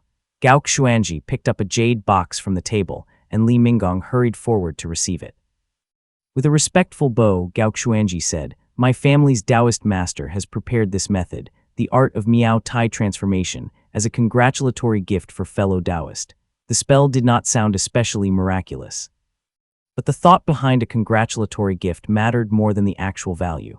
Li Ziming replied, "Please convey my gratitude to Senior Junjian. I still remember the grace he showed me back then with the radiant sky stone. If not for his assistance, there would be no Zheajing today." Gao Xuanji returned the salute and quickly withdrew, unwilling to speak more before the crowd. As Li Ziming took another step, a man approached with a cup in hand. His eyes were bright, and a spear was slung across his back. His features were refined, and his attire was neat. He smiled and said, "Zhang Kaiyan, on behalf of Chengyan Gate, offers congratulations to the Taoist master and presents this pair of white shadow gold clasps." This was none other than Zhang Kaiyan, whom Li Xuanfeng had befriended years ago. Li Ziming naturally recognized him. Zhang Kaiyan was by no means an ordinary figure, so he raised his hand and said, "So it is Sect Master Zhang. I wouldn't dare." Zhang Kaiyan, now advanced in years and bearing an air of gravitas, returned the gesture and said, "This humble cultivator was in seclusion in recent years, and some of my subordinates acted rashly. Fortunately, they knew when to restrain themselves and did not commit any outrageous acts. I have come today to offer my apologies to the Taoist master. Perhaps the Brahma Cloud Cave harbored ulterior motives, but in the end they had not acted out of line. Zhang Qian, as sect master and a familiar face, had also come personally to apologize. Naturally, Li Ziming did not press further and simply instructed Li Minggong to accept the gift. He then said, "My granduncle once mentioned you. He said you possess talent beyond the ordinary, and that you have the prospect of reaching the Purple Mansion realm in the future." Zhang Qian repeatedly voiced his thanks. Li Xiaowei then heard in Siwei's voice beside his ear from within the banquet hall, "Family head, Gao Xuanji has taken his leave." Like the other Taoist master whose leaders had yet to arrive, Gao Xuanji had also taken his leave early, but his conduct could not be considered discourteous. The Slaughter Jun Gate stood at the junction of Wu State, the southern border, and Yue State. It was not truly a Yue State sect at all. By rights, they had no need to come and offer congratulations, and had only done so out of personal regard for Tu Longjian. As for the sects of Wu State, they all acknowledged Mount Changhui as their leader. Mount Changhui's dominance within Wu State was several times greater than that of the Golden Feather sect within Yue State. The Wu State sects rarely cultivated ties with those of Yue State, and the Slaughter Jun Gate, caught between the three territories, had always kept aloof, never pledging itself to any faction. Therefore, Gao Xuanji's presence was already a great show of respect. Li Xiaowei deliberately rose from the banquet to escort him all the way out of the courtyard. Gao Xuanji adjusted his robes and smiled as he asked a few questions. Li Xiaowei glanced at Gao Xuanji as they conversed. The young man only spoke after they left Milin Mountain and reached Changxi Gate, where the heat of wine and revelry had faded and a chill breeze brushed past his face. "Family head, forgive the trouble of seeing me off. My Taoist master does not wish to stir up more entanglements. Please stop here at Changxi Gate." Clarity dawned in Li Xiaowei's heart. So Taoist master Junjian does not wish to entangle himself too deeply with our family, or perhaps he simply does not want his own karma to spill over onto us. He gave Gao Xuanji a long, searching look before nodding and replying, "Since your Taoist master is not present, if the Slaughter Jun Immortal Gate ever finds itself in difficulty, I ask that you inform our family. We will spare no effort in lending aid." Gao Xuanji smiled faintly and said while shaking his head, "I too am a sword cultivator. If your esteemed family has outstanding juniors in the way of the sword, you may send them to my Slaughter Jun Immortal Gate for me to meet. Though I am far from a sword immortal, I do have some attainments in the Tao of the sword." Li Xiaowei was slightly surprised. Everyone knew the Li family was a family of sword immortals. For Gao Xuanji to say such a thing showed just how confident he was in his own swordsmanship. "Many thanks, senior." Li Xiaowei offered his thanks. Gao Xuanji returned the courtesy, then glanced at the Grand Changxi Gate. The foundation stones on either side were carved from radiant stone, heavy and majestic. The beams were painted with lakes, waves, flying snow, and ancient pines, while 72 roof ridges shimmered faintly, dyed with the divine glow of bright yang. The entire gate appeared resplendent. He smiled and said, "This Changxi Gate is quite remarkable." With that he rose upon frost and snow, flying southwest. Li Xiaowei watched him depart with a thoughtful expression. Only after a long while did he ride his light back into the courtyard. The banquet among the various families had already concluded, and most were preparing to leave. Only the group of rogue cultivators lingered, reluctant to leave such a rare chance at free resources and spiritual energy. They sat silently in the courtyard, some lowering their heads to drink and others chewing fruit, but all intent on filling their bellies before taking their leave. Some went further, seizing the chance to draw in the rich spiritual energy. A few elderly rogue cultivators did not dare make a show of it, so they secretly formed hand seals beneath the tables. Their eyes remained open and their mouths moved as if in idle chatter, yet they quietly cultivated, though who knew how effective it really was. Rogue cultivators already lived hard lives, and those who refrained from eating blood food fared even worse. A grand banquet like this was rare, and the Li family was not stingy. Li Xiaowei simply called Li Minggong over and quietly instructed, "For those at the lower seats who are unwilling to leave, give each of them a pot of spirit tea. Do not let them sit here in embarrassment." Li Minggong obeyed at once. Soon, a group of attendants came forward carrying jade trays with spirit tea pots, presenting them one by one. The courtyard instantly filled with words of gratitude. Li Xiaowei had been watching all along. With his sharp perception technique, he noticed from afar that the few old cultivators quickly poured out the tea, wrapped the leaves in paper to save for later use, then rose with empty pots in hand to ask for spirit water instead. Li family head. As Li Xiaowei was observing them, a clear voice rang by his ear. He turned to see a bearded middle-aged man leading a group forward, dressed in the attire of the Zhao family. The man's features seemed somewhat familiar to Li Xiaowei. The middle-aged cultivator had already begun speaking with a smile. "I am Zhao Mayan. Do you recognize me?" Li Xiaowei immediately realized who he was. This man was Zhao Mayan, son of Li Qingxiao and head of the Mount Yu branch of the Zhao family. That technically made him an elder of the Li family, but since he belonged to the Zhao family while Li Xiaowei was Li family head, he naturally refrained from addressing him by seniority and instead rose to offer a formal salute. He said, "So it is the master of Mount Yu. Has the elder come as well?" In a gentle voice, Zhao Mayan replied, "My mother is with Elder Chuangshuan." She was overjoyed when she heard that Taoist Master Zheajing had achieved the Purple Mansion realm. She packed her things at dawn today and hurried back to her maiden home in excitement. Before Li Xiaowei could ask further, Zhao Mayan continued, "So that the family head is aware, I now serve as steward of the 13th outer branch of the Zhao family, overseeing the affiliated families both great and small. This time, our Zhao family has also brought along a modest gift." Li Xiaowei had already expected as much, yet he still asked politely. Zhao Mayan reached into his sleeve, drew out a roll of parchment, and smiled as he said, "There are 127 families in total from the eastern shore of Moongaze Lake to the borders of Lixia Prefecture. Of these, 79 within 10 kilometers west of Cloud Crown Peak are now presented as a gift to your esteemed family." Zhao Mayan spoke at length, but everyone present already understood his meaning. Before Li Xiaowei could respond, Li Minggong quietly exhaled, her heart stirred with emotion as a look of sentiment crossed her face. At last, it has been reclaimed. Although the Li family had occupied Moongaze Lake for more than a decade, their hold over it had never been complete, especially concerning the southern and eastern shores.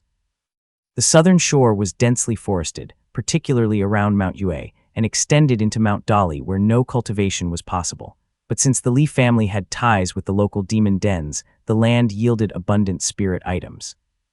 It was never necessary to turn it into spirit fields, so it still held value. Chapter 1040, Bay at Capital Immortal Dao, II. There had been over 90 affiliated households on the eastern shore in the Jiang family's era. When the Jiang family split, the Zhao family took advantage of the chaos and claimed many as their vassals.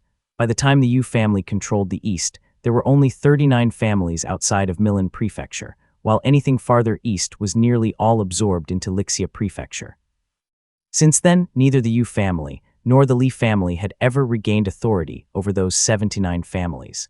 The Zhao family had even forbidden the establishment of markets around Moongaze Lake, causing the Li family to lose more than 80% of potential commercial revenue. Now, with 79 more households returned, the total came to 118, even surpassing what the Jiang family once controlled. The map of Moongaze Lake was finally whole again. Not only had 13 spiritual minds been restored, but this also signified that the Li family's influence could extend much farther, giving them the ability to intervene in the wilds along the riverbank. The Zhao family is giving far too much. There must be something behind this, thought Li Xiaowei.